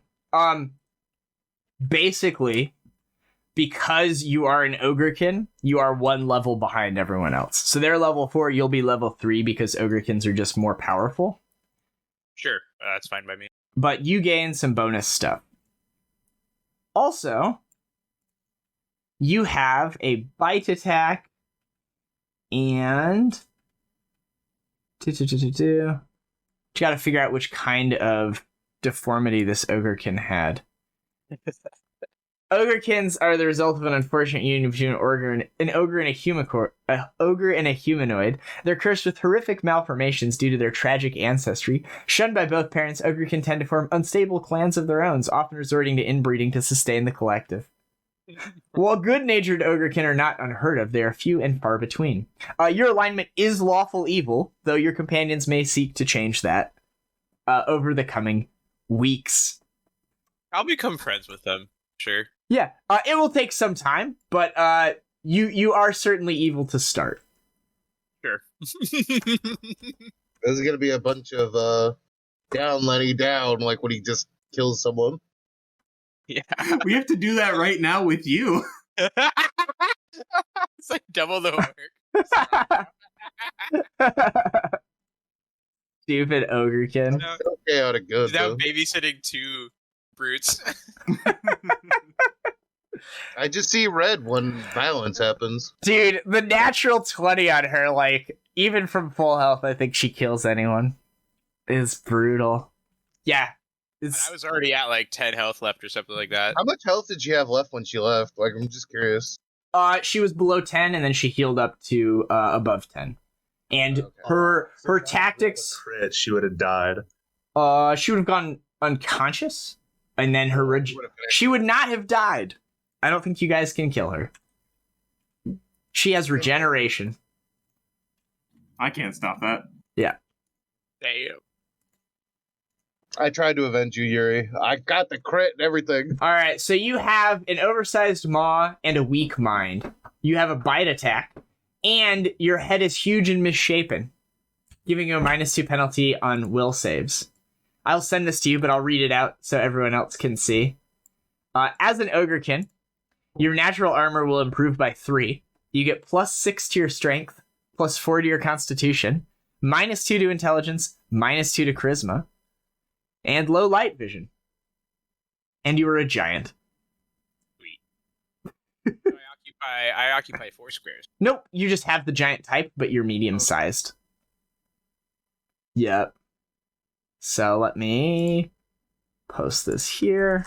I'm just gonna delete Yuri real Just delete Yuri real quick. Yikes! Big yikes! Let's see here. How do I even make a new character? Oh, there we go. There's a plus button. Cool. Oh god. Would you guys name him? Is there a consensus yet? I'll take anyone's name. I mean, I feel like Honestly, I'd probably like, since Caerrat was the nicest to me, whatever Caerrat says my name is, it's probably gonna be that. I think you'll get your name naturally. I think I'm gonna call you Buddy and things like that now until a name comes to you that speaks to you. Buddy I think good. you'll find your calling one day, and when you find it, I think it's gonna be important that you take that name yourself. Buddy good for now. Buddy's good for now. If you want to, I'll tell you what stats that Ogrekin had if you want to have the same stats. Sure. If you want to play with them, you can, but this is what they had. Which are actually not the worst stat spread. Okay. Well, that's not bad. Yeah, that's not terrible. Yeah, it's pretty reasonable. -2 charisma is rough, but that's alright. The -3 you'll have to your intelligence. Oh no, he only has an 8 intelligence. Wait, what? He has an 8 intelligence. Oh. He was under the effects of rage when he was fighting you guys. Okay, so we just picked Is up my- a middle schooler. My wisdom's 0? Or 10, I mean? Oh, that's... No, so you can either do your own stat spread, or you can take those stats. Oh, I see it. At the... That's what he's picked. Though I believe he's made with a... He's made with 15s. Yeah, so... Let's see here. I'll help you figure this out. We'll get to the bottom of this, buddy. Do. Yeah, that 6 charisma is fucking tough. But... we'll I figure it out. mean, You're deformed as fuck, buddy. I can still be charismatic, even though I'm deformed. It's a rough one to sell. When everyone runs away before you can even open your mouth. Oh my gosh. Alright. +6 here. Are you watching the stream right now? I've got it up for you.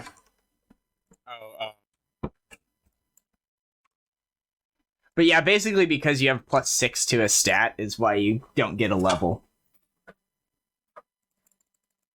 So, yeah, as you graduate from NPC to PC, you can go ahead and give yourself... So you have 5 more. I don't know if you can see here. You're not showing your screen at all. No, it's on his actual stream. On Twitch or whatever. Oh, Twitch. Okay, I'll jump. Let's see. So you basically have 5 points to play with. So it says over on the right here what your scores are. Oh, I have to mute you. There we go. Okay. So it says over here what your scores are, and you have 5 more points. So like if you wanted to bump your strength up, you could bring your strength to a 22, and you'd have 2 more points to spend. So you could go like, you do something like this, and you could bring your charisma from a 6 to an 8, and your strength to a 22. Actually, I like could that. you So I load the definitely modules? So like this? Oh, yeah. I sure can. I like 8 charisma. Which modules do you need? Ultimate Magic, Advanced Player's Guide, and Core Rulebook. Oh, they should be loaded for me. Let's see here. Yeah, Ultimate Magic is loaded, dude. I don't have access to it. Strange. Oh, player load blocked. Whoops, there we go. Here, give it a shot now. Say, thank you. Yep, they're showing up now. Oh, you don't need the villain codex. Can someone explain what the difference between cleaving finishes and regular cleave? Well, they do different things, I'd imagine. Let's see. Cleaving finish, so when you hit someone and they drop below 0, you can just make another attack. Cleave, you have to choose to attack. If you hit, you make another attack. Okay, so cleave finish, if I kill them, I automatically get another attack without losing my armor class? Yep, you don't ever have to take the cleave action if you're only ever cleaving off of things that are about to die. Okay. That makes sense. Thank you. Also, it's another attack at your highest base attack bonus. So when you get to the point where you make 4 attacks a turn or whatever, you'll probably never use cleave again, because it doesn't make sense. It makes more sense to make 4 individual attacks than it is to make 2 attacks. Right? Yeah, and then if I kill them, I get... But if you have cleaving finish, it'll just give you another attack at your highest bonus. So cleaving finish is certainly better Okay, that's what I'm going to take. as you get to the later game. Yeah, I had it marked down on my sheet on how I was doing my feats. Yarp. Because I get a bonus feat this level. Nice. We also all get a stat point. Samesies. Yes, and you do get a stat point here, Austin, so you could, like, bring your strength to a 23, or you could make your dex a 14 if you wanted to. Oh, I see. I would probably make the strength one higher and just keep going all in on that. Yeah, let's do that. So I'd have a 17 strength. No, on the right side. Under actual points. Oh, so I'd have a 22. I see. Yeah, so your stats are 22, 13, 18, 8, 12, 8, and then at level 4 you get to increase one of those numbers by 1. But I'm level 3, right? Oh, that's right, you're level 3. Yep, so not yet. So in a couple weeks I can add it. Yep, you are in fact 1 level behind. Okay. Speed of probably 30, I imagine. It's a pretty good trade-off, honestly. I usually don't let people play monstrous races, but I'll let you play an Ogrekin, that's fine. It seemed to work out naturally. Ooh. What a loud kitty he is. The cat and the dog are... Got there. The cat and the dog are playing. Yeah, Alyssa's got a cat now. Uh-oh, your cat's in the corner. Spying. He's didn't even staring see at it. me. Ready to pounce? Okay.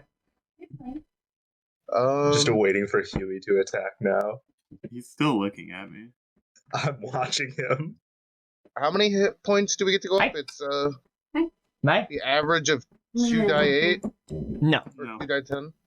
Average of a die 10. So for you. it's 6 plus my Constitution modifier, right? Yep. And then you get to put your favorite class into it if you want, so you can get 9 hit points when you level up. Yeah, let's do that. Yeah. So that's 36 hit points. So yeah, that's book 1. We'll end book 1 with you doing your Garm, the week in review crap. Yuri is dead. Do you guys want to lay his body to rest somewhere?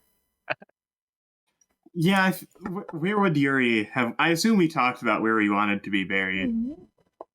I assume that'd be thrown into the river. You assume Yuri told you where he wanted to be buried? You know, I think I'm the closest thing to God this party has. I'll be the chaplain. Yikes. I mean, we could cremate him and then spread his ashes someplace where he liked to be. Yeah. We'll find a nice... Well, we can have a nice little farmland for those who have been devoted to the Ardent Crows. Those who have truly struck... The Ardent Crows! Get him a god. Yuri will live on. Yuri will live on in the name of the group, the Ardent Crows. Yeah, Yes. Well, let's get a- gravesite will be the memorial for Let's the get- Ardent Crows. Let's cremate him and get an urn that's a crow. Oh my god. Like a really gaudy one. Just worthless. Well, cremation's not bad. And it'd be respectful to have him like encased in a shrine, so we always have Yuri to remember in a crow urn. Classic, just remembering him in a crow urn, man. This man crows. This man right here, this man crows. Okay. Well, if I die, that's what I want you guys to do with me. Okay. Noted. It has now been included in The chaplain's orders. the annals of history. So yeah, is everyone level 4? just picking Still some. working on Yeah, I think I've got everything. skills. You don't have to worry about building your character. I think we'll just do like a little shorter session here. I'll give you basically the intro to book 2. We'll have Garm do that week.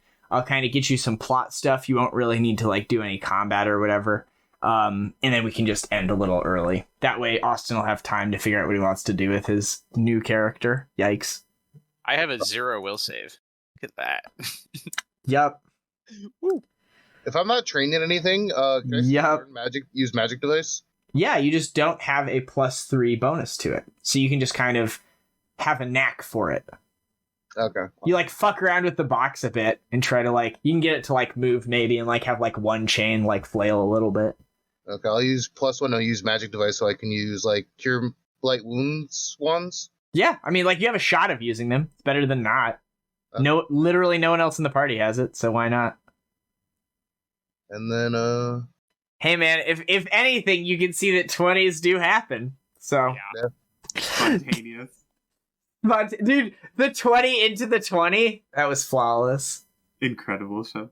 That I fight was gonna go real hard if not. Things are gonna get real bad. Remarkably bad. I was out of healing spells. if there was a time I to know. like, get a crit 20 out of rage, it was there. She's a very hard book 1 boss. She was a level 5 polearm fighter with the Devil Bound template, which gave her regeneration 5. Huh. So I just have my attribute to put in now, and I don't know what I want to do with it. Do I round off intelligence, or do I keep going into strength? Just strength that one up, baby. 19 strength it is. Now, Yuri had... I'll say that, like, the boots are recoverable, so you guys can sell those, as well as his potions. He also had a silver dagger. We'll go back in the party loot. I don't think I had any potions. I think I kept the potion in there, but I just marked it as I had 0 of them, so I don't have to keep like Gotcha. removing them. I just update the numbers. I'll evens your armor is salvageable. Your armor was destroyed. when you were cut in We have to half. Go and tell Garm's best friend. I cannot remember his name. That shirt is not recoverable, bro. Oh I don't know. no. We didn't get, it wasn't magical yet. We just bring him the shirt and tears. Yeah, the next time you guys show up, you like have an Ogrekin with you, and it's like wearing a hood or whatever to conceal its like hideous deformed face. It's like hunched over, and he's like, "Oh, greetings, friends! Oh, and I see you have a new companion. And where's Yuri? I always like speaking with him." We did too. Just break down crying.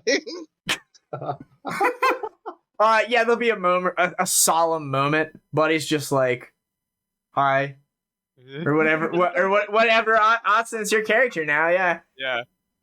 Yuri exploded, I hear. He did. You just nonchalantly. So many times for new shirts. Yeah. There's no fixing that shirt. Yeah. Oh, poor guy. All right, Garm, you want to do your week in review? Yeah. You hate to see it.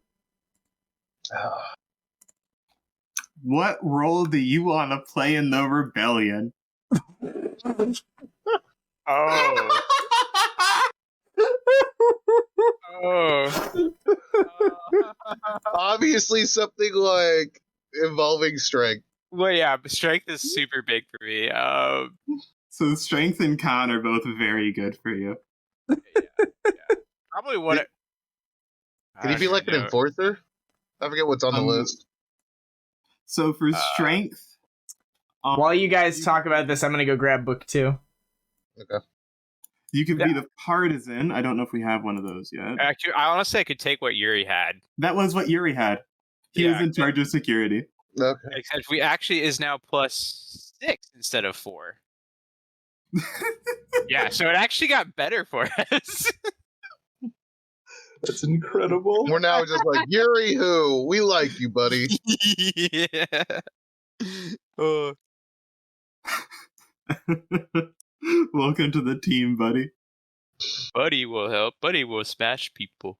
Buddy, your job is... Oh my god, that's his job already. His job's just been don't let people in that room. That's all we do with them. It's still the same job. He is security, yes.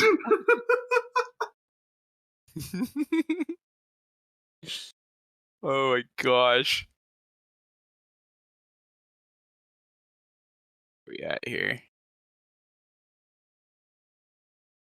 I think we rank up as well. Yeah, we rank up to 4. I get rage. Now I have to read what rage does. It's like +4 strength, -2 con, -2 something else. Boys, we become guardians of this city. I'll be right back after these restroom. We gain an honorific title, but it also comes with the acquisition of a bonus feat. At 4th level, we get to choose one of the following, each of us individually: alertness, deceitful, persuasive, or stealthy. I will type those in chat. Yeah, that's a really cool one. What do they, are you going to type what they do too? They all are feats that affect your skill ranks. Alertness affects perception and sense motive. Deceitful affects sleight of hand and bluff. Persuasive is intimidate and diplomacy. Stealthy is something else. I might be wrong on deceitful and stealthy, but same idea. +2 to 2 skill checks, and once you have 10 ranks in them, it becomes +4 to each. Probably alertness, right? Because perception just seems super nice. Unless we're going to go and be really stealthy. I'm definitely taking persuasive. Oh, we each get to choose individually? You each get your own feat. So you can take the stealthy one, Seishi. I'm going to be a stealthy motherfucker. Sorry, what did I miss? You get to choose one of the following feats: alertness, deceitful, persuasive, or stealthy, for free as a bonus feat. Okay. They each give a +2 to 2 different skills, +4 once you have 10 ranks in that skill.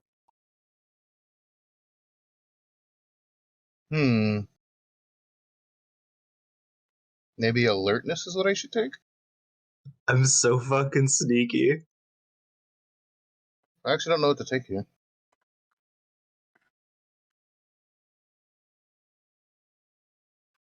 Oh, now my camera doesn't want to work. What the fuck?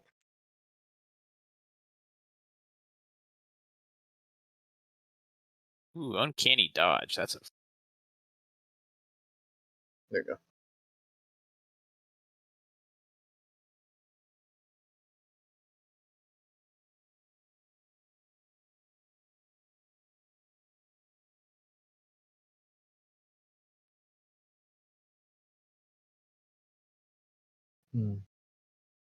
Walt, when you get a chance, Yeah. please drain 100 gold from the party sheet. I sure can. Thank you. Do you want to sell anything and get gold pieces to buy stuff? Likely yes. Yeah, if you want to recover off of there anything you'd like.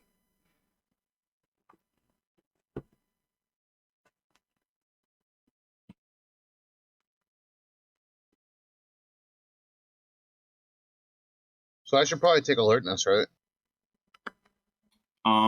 It's good. Are you putting ranks in perception or sense motive? I have ranks in perception. Then yeah, it's really good. I'm taking persuasive as I'm basically just taking diplomacy. Yeah. And you I don't took really lie too stealthy. much. And you do stealth. So plus. Do you have 2 a for now. necklace yet, Cobra? Tommy. I don't, and I need to get the one that gives AC.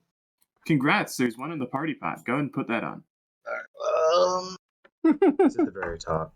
Yay! It worked out for everyone. Yeah, that's Yay. definitely what I needed. Because that's what was going to be one of the first things I buy. Amulet of Natural Armor, that's 2 AC, right? I had a +1? Oh, 1. Okay. So yeah, you finished up that week, Garm? I'm still working my way through it. I'm getting distracted. Okay. I'm leveling up and doing party sheet stuff. I'm going to be a little bit. You're welcome to continue with the story, though, while I do this stuff. When you guys do that week, I will. Okay. Then I will rush through the week and do other stuff in a moment.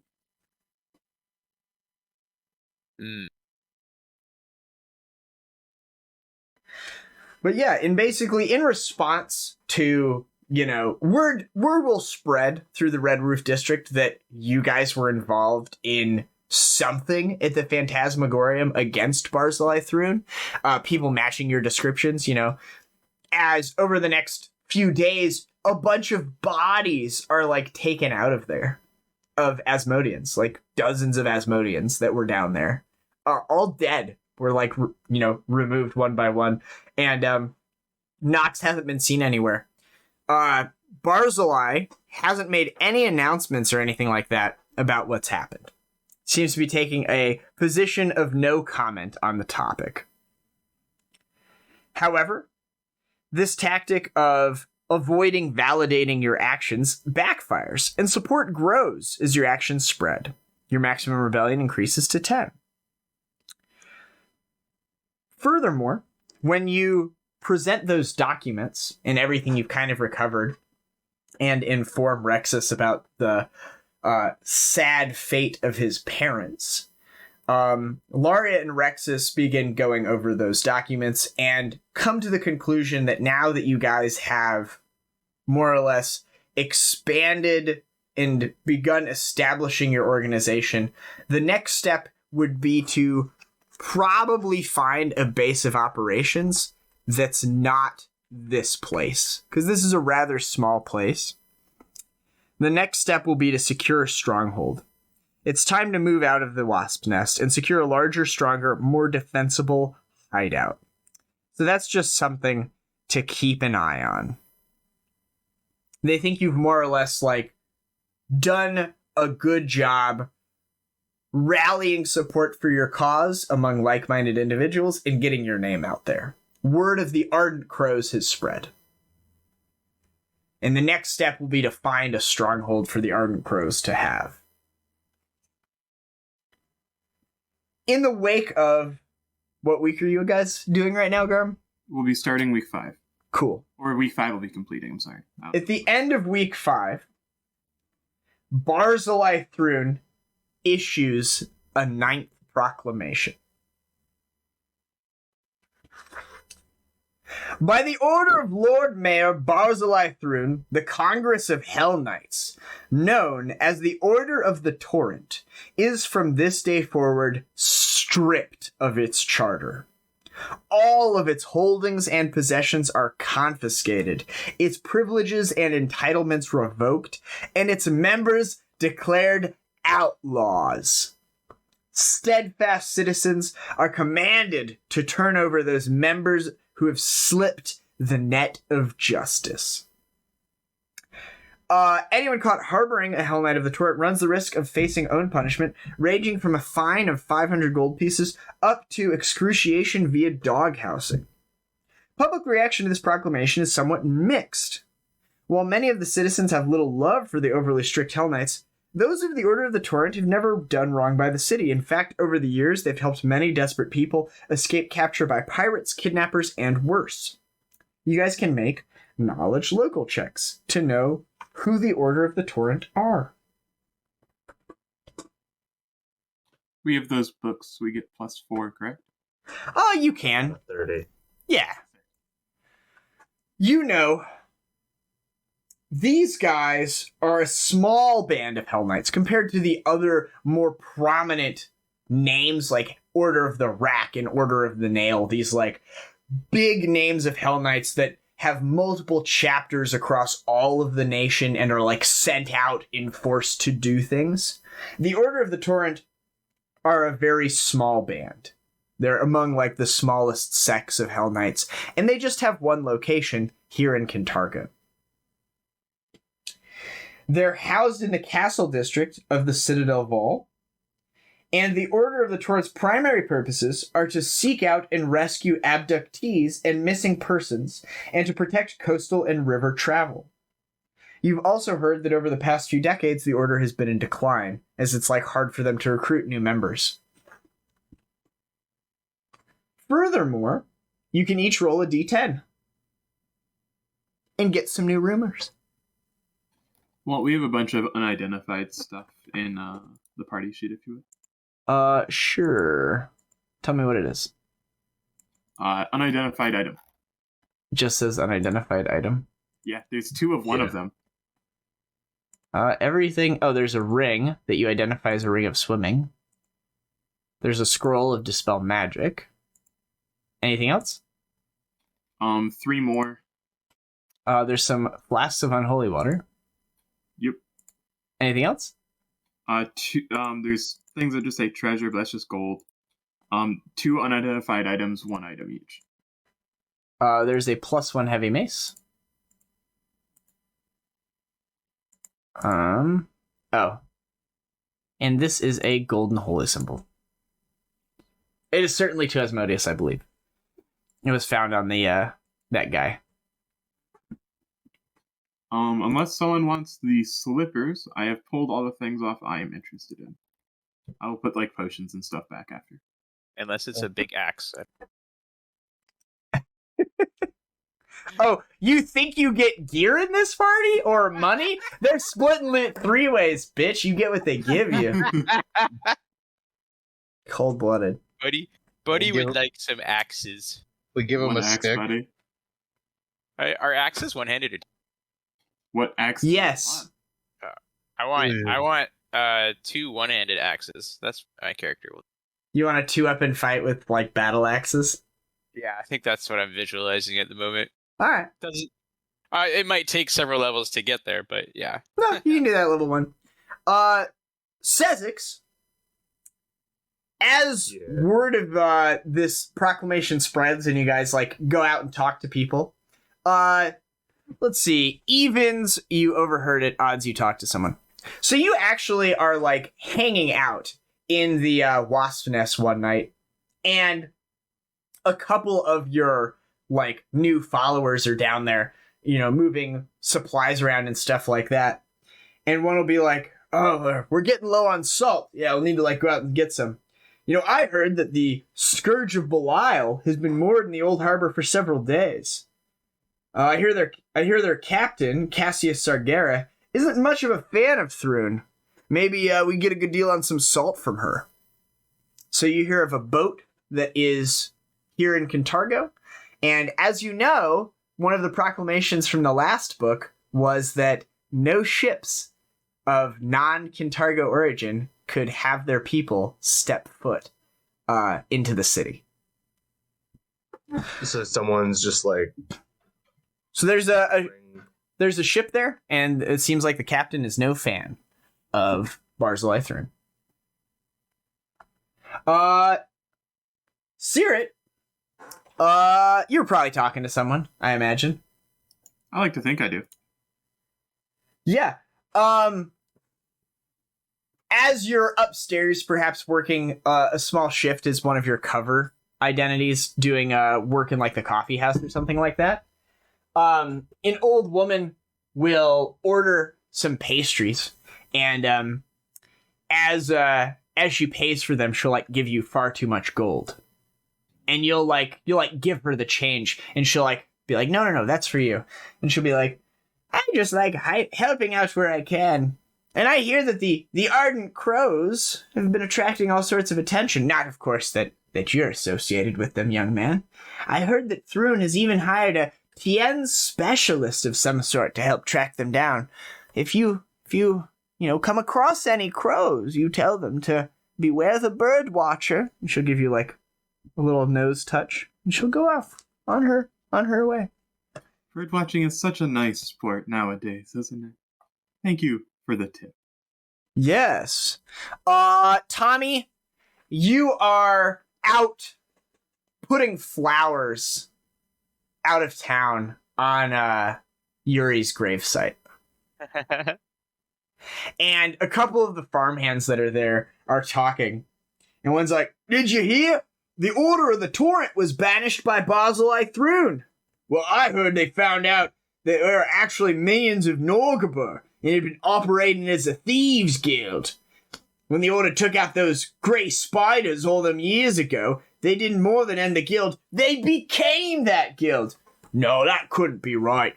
Order of the Torrents always had the best interests of Cantargo at heart. And he'll spit on the ground and be like, just Thrun fucking us again. And they'll go back to loading hay bales or whatever they're doing. These are my people. They speak their minds. They're not afraid. Buddy, you are down in the wasp nest, as I imagine you've spent a lot of your time there, as they're trying to keep you more or less under wraps. And there's a rabbit that talks to you periodically, and it's very friendly. Whenever the rabbit talks to you, though, and the other people are around, they yell at it and tell it to leave you alone. But they don't seem to be here. They don't seem to be here right now. Oh. As Blowsredette will disguise herself as a woodland critter and talk to you. And she'll be like, you're so strong. And you're like, oh, that's very polite of you. She's like, what's the rabbit's name? Does the rabbit told me its name? I'm Bunny. Oh, Bunny, I'm Buddy. I know. I don't know if you've heard this or not, but there's an artist known as the Poison Pen who has a bunch of beautiful poems and songs. But it's been several weeks since I've heard his words on the lips of anyone passing through here. My guess, he's been snatched up by the Lord Mayor's guards and is rotting in the keep. I do like music. Maybe you could go knock on the door of the opera house and see if they'd let him out. And as you're thinking about it or whatever, I imagine, let's see which one of these three comes down the stairs.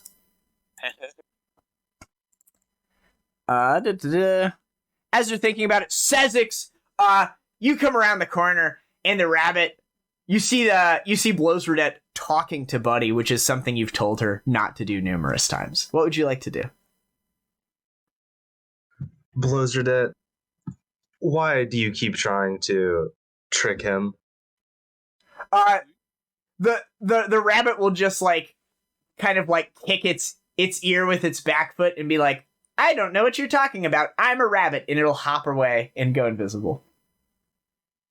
That's Bunny, and I'll point at Bunny as she bounces away. Yeah, those are the That's not Bunny. That's an evil imp thing. Bunnies don't actually talk. You know that. What it is. Yeah. As you're upstairs, Setrona, and that old woman has left, the rest of your shift passes relatively uneventfully, and at the end of your shift, you go to, like, take the copper and silver pieces out of the tip jar and divide them up among the people. As, of course, you have a very egalitarian tip structure here in this chaotic good coffee house. It is our tips. Our tips. They're our tips, comrade. You find a piece of parchment in there. The top of it has the drawing of a, like, it's all written in, like, black ink. It has, like, a darkly colored crow. And it says, to the heroes of Kintargo, comma, or so I've heard, comma, I seek your assistance in helping root out the cause of my cousin's disappearance. If you could, meet me at a tavern in Old Kintargo, the Tooth and Nail, and she'll draw, like, a little image of what the tavern sign looks like. This isn't one we've been to, correct? It is not. Interesting. Well, Sezzix, what do you know about this tavern? Sure. You guys can do a knowledge local check. Do we still have the books for +4? Yep. Yeah, I mean, you guys can, like, go over to your Encyclopedia Kintargoa and try to find this thing. 22. You know that the Tooth and Nail has been here for a long time. It's a fixture of Old Kintargo, and it's kind of a rundown tavern. However, with your 22, you heard tell that it's a popular hangout for the district's artisans, merchants, and adventurers, and it kind of has the facade of being run down so that other people don't come in. Oh, so it's a dive bar. It's intentionally a dive bar to conceal the clientele that tend to go there. Oh, interesting. Yeah.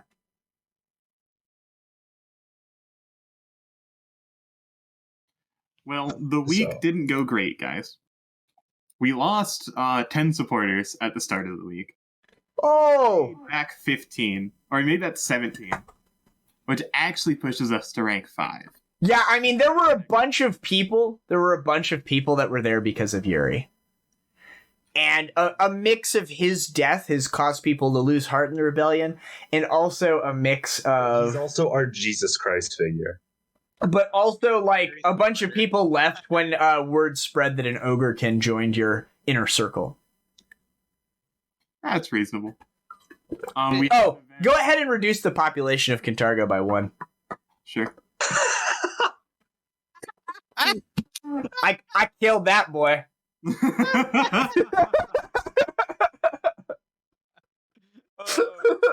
That's fair. Never too soon. Pour one out for your homies. Yeah. So we go up to 5. We don't get anything cool for it. Forvin's crew is disabled next turn, as I assume they're shit-faced drunk in honor of Yuri. As I rolled team disables for next week. Yeah, they go out to the farm. They like go out to like a tavern outside of town by where the graveyard is, and they just like spend a day in memoriam drinking that turns into several days. And they probably get in trouble with like the local constabulary and like go spend a couple of nights in the drunk tank and shit like that. That would be phenomenal if like Yuri's death became like a holiday if this rebellion was successful. Yeah. Like A martyr. Day. Yeah. You are certainly Yuri Day. you are certainly a martyr. I'll be Yuri Day would be like Cinco de Mayo. Everyone just gets so shit faced. Yeah.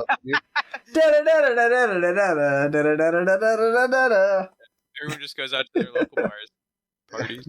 Gets in some fist fights. So yeah, We all go to specifically the Clench Jaw Tavern.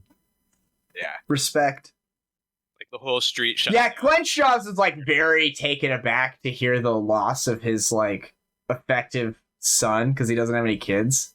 Like always saw him as like a child, like a son figure or whatever. He'll pay for his funeral costs and everything. He'll be like, this bar was gonna be Yuri's one day. Oh, a parent should never outlive their kids. Yeah, I imagine you guys head over to the Tooth and Nail at some point. Yeah.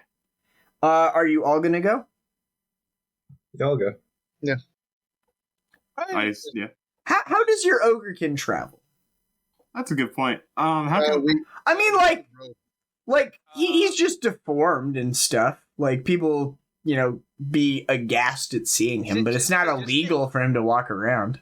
Is it just my head deformed, or is it like my whole body sort of thing? Those are your kind of like mutations, but the rest of your body is like a half human, half giant. So it's the equivalent of like Hagrid walking around, except his head is like weirdly deformed and his mouth is like wider than the rest of his head. So like in Lord of the Rings, Return of the King, that one ogre commander in that like big battle. You know the guy I'm talking about? Yeah, except he doesn't have a bite attack. This is more like your head is a pyramid. Okay. Because it's like an orc or something from World of Warcraft. You just have a really big jaw. It does 1d4 damage. Your bite does as much damage as a dagger. Yeah. Does that have is it 1d4 plus strength or 1d4 Yep. plus? Oh, Plus okay, strength. So it's like 10 damage. Yes. Yeah. Fuck. Yes. So yes, you have a very powerful maw. Yeah. Probably have like some long tusk-like teeth as well. Yeah. So you just look freakish compared to the people here.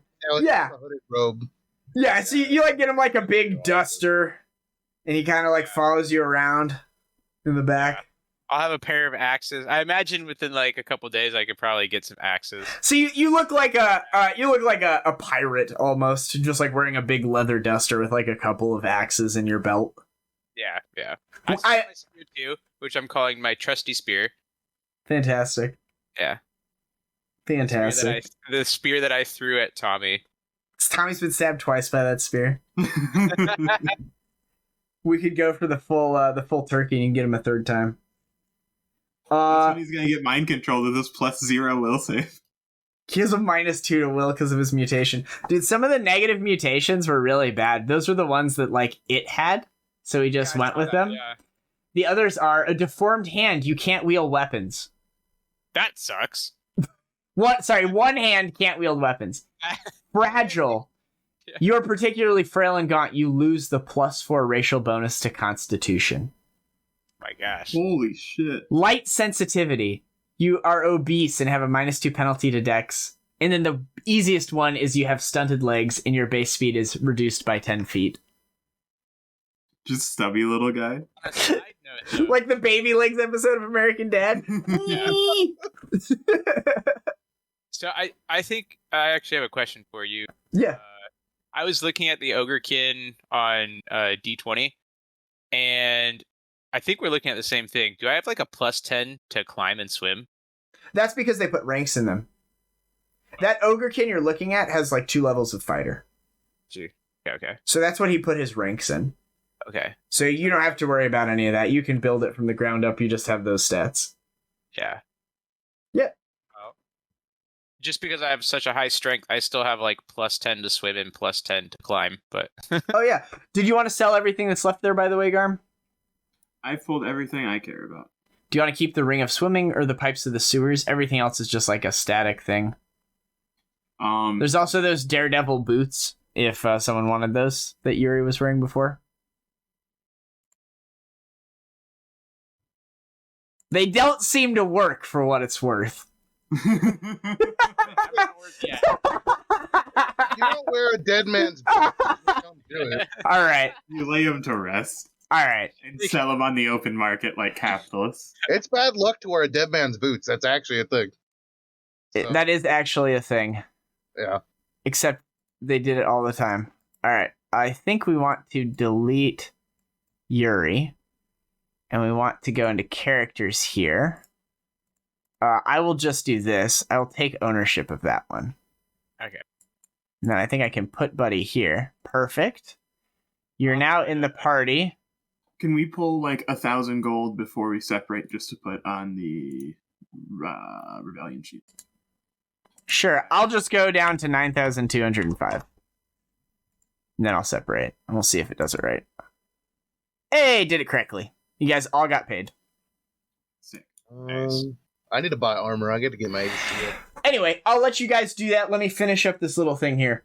So you guys head to the Tooth and Nail. This is like your main plot hook of the next book.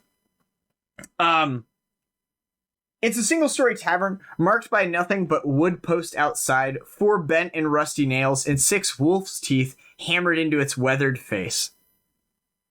Hence the name, the Tooth and Nail. The tavern shares the building with a confectioner's shop, identified by the word Sweet Tooth painted in its entrance on the side of the alley. As you head inside, the tavern carries a stink of stale beer, tobacco smoke, and less discernible odors, hovering in the air like clouds of gnats. Narrow windows, stained yellow, allow in little natural light, and a few sputtering candles do little to dispense the gloom. The furniture is dilapidated, and was of poor quality even on the long-ago day it was fashioned. The common room is nearly empty when you arrive. Within there seems to be a single lumpish man with close-cropped blonde hair, like serving the 2 patrons that are there.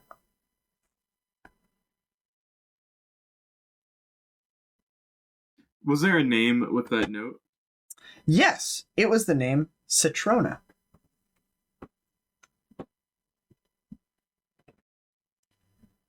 He looks up and be like, can I help you? Want a table? He'll like spit on the table that he's cleaning and wipe it around. Yes, a table, a round of drinks, and perhaps the name Setrona? I'll make a diplomacy check. Sure. He will glance at the 2 patrons sitting there, and they will both take their mugs of ale, and they'll step up, and like one of them will get his backpack, and they'll go outside. And he'll gesture at the empty seats that they left, and he will also kind of like fold up the cloth he was cleaning with and throw it on the bar, and he'll walk outside. You guys are now the only ones in this establishment.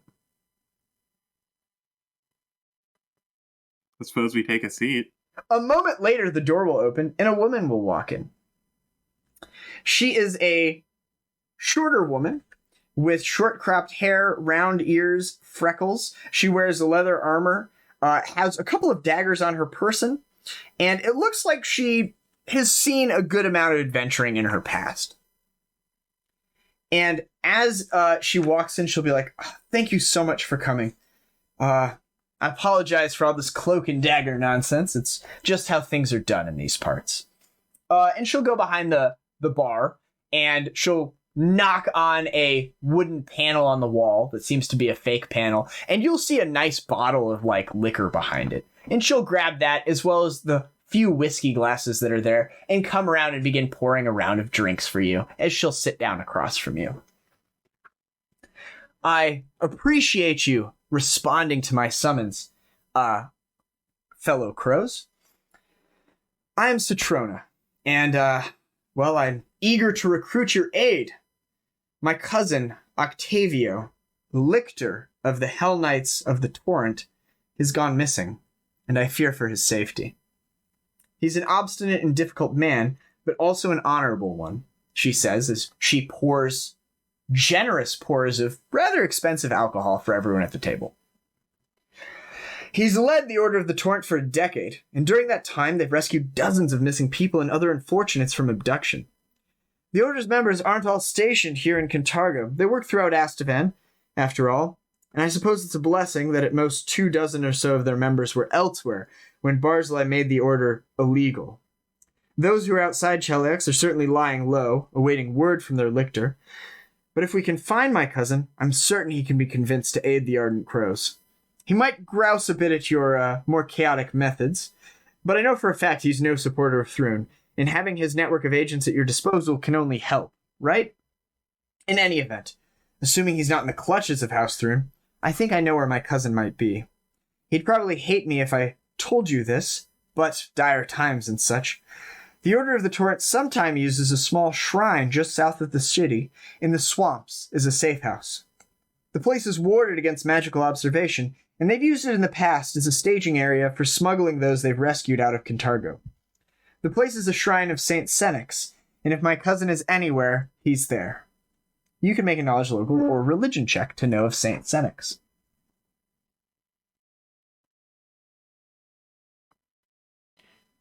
You know that when it's not in use by the Order of the Torrent as a safe house, it is a public place. Founded by a group of seafaring mystics a few hundred years ago, the shrine is devoted to the memory of sailors who lost their lives at sea. Sezzix herself was an oracle of the waves who devoted much of her life to the recovery of bodies and drowned sailors, to return them and their belongings to their families rather than leaving them at the bottom of the bay or to the deeper stretches of the river. Since the Civil War, St. Sezzix has drifted into obscurity. Her shrine has been tended by an ever-dwindling staff of seers and guardians, who, Setrona warns, are unlikely to be welcoming of intruders, especially if her cousin has made clear his desire to remain unfound. I do hope, though, that if possible you can avoid bloodshed and engineer a diplomatic method of determining whether the lictor is found within. I fully intend to accompany you on the trip, but if you would prefer to go it alone, I understand. And yes, that's the rub.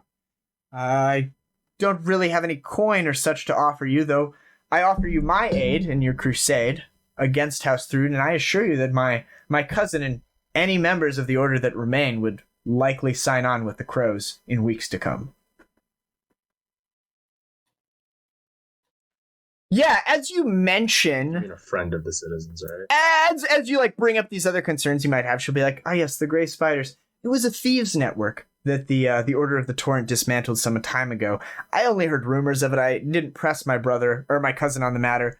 He could tell you more, though, when we recover him. You say there was a rumor that they became the Thieves' Guild? That's certainly false. There's no way my cousin or his followers would be followers of Norgabur. Certainly not. Not with the good deeds they do.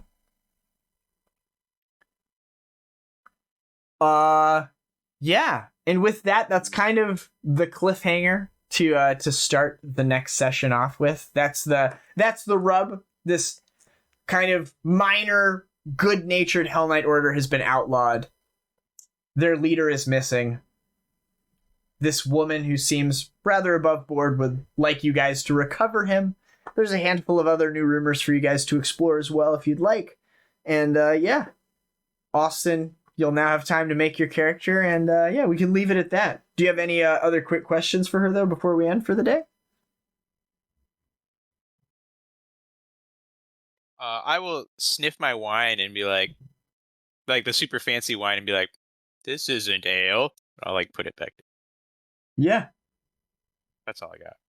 She'll be like, oh no, it's much superior. Though, if you do prefer ale, she'll go over and, uncap one of the kegs from beneath the bar and move it over to you. Ooh, Buddy likes this. Before we drink, Buddy, we say our thank yous. Thank you, keg. Close enough. She'll be like, very interesting group, this Ardent Crows. Curious to see how we work together in the coming days. I'm excited to. I'll just grab Buddy's wine and slide it over to me. But yeah, with that, you guys are level 4. You have officially finished book 1, and you have started book 2 of Hell's Rebels, The Turn of the Torrent. Book 1, by the way, was called In Hell's Bright Shadow. It's a very weird name. As there were no shadows, really, or brightness in the first book. Yeah. But yeah, are you guys good to play next week? Yeah. I should be. Next week, we are in Pullman for pre-release. Okay, so probably not next week. Yeah, but I'll be playing Magic. But week after? Yeah, week after. You're good, though. Sound good for you guys? 2 weeks. Should be, yeah. Cool. That'll give Awesome plenty of time. to get his character all sorted out, and we'll see you guys in a couple of weeks then. Yep. All right. Good session. Good job. Sorry the dice were not in your favor, Yuri. Though you character. you did kill a lot of people in your Bruce Lee fight before you were felled. Sometimes a hero's got to die. Yeah. That is the life we play. Yeah. All right, boys. Well, I will catch you in a couple weeks then. Catch you later, boys. Bye.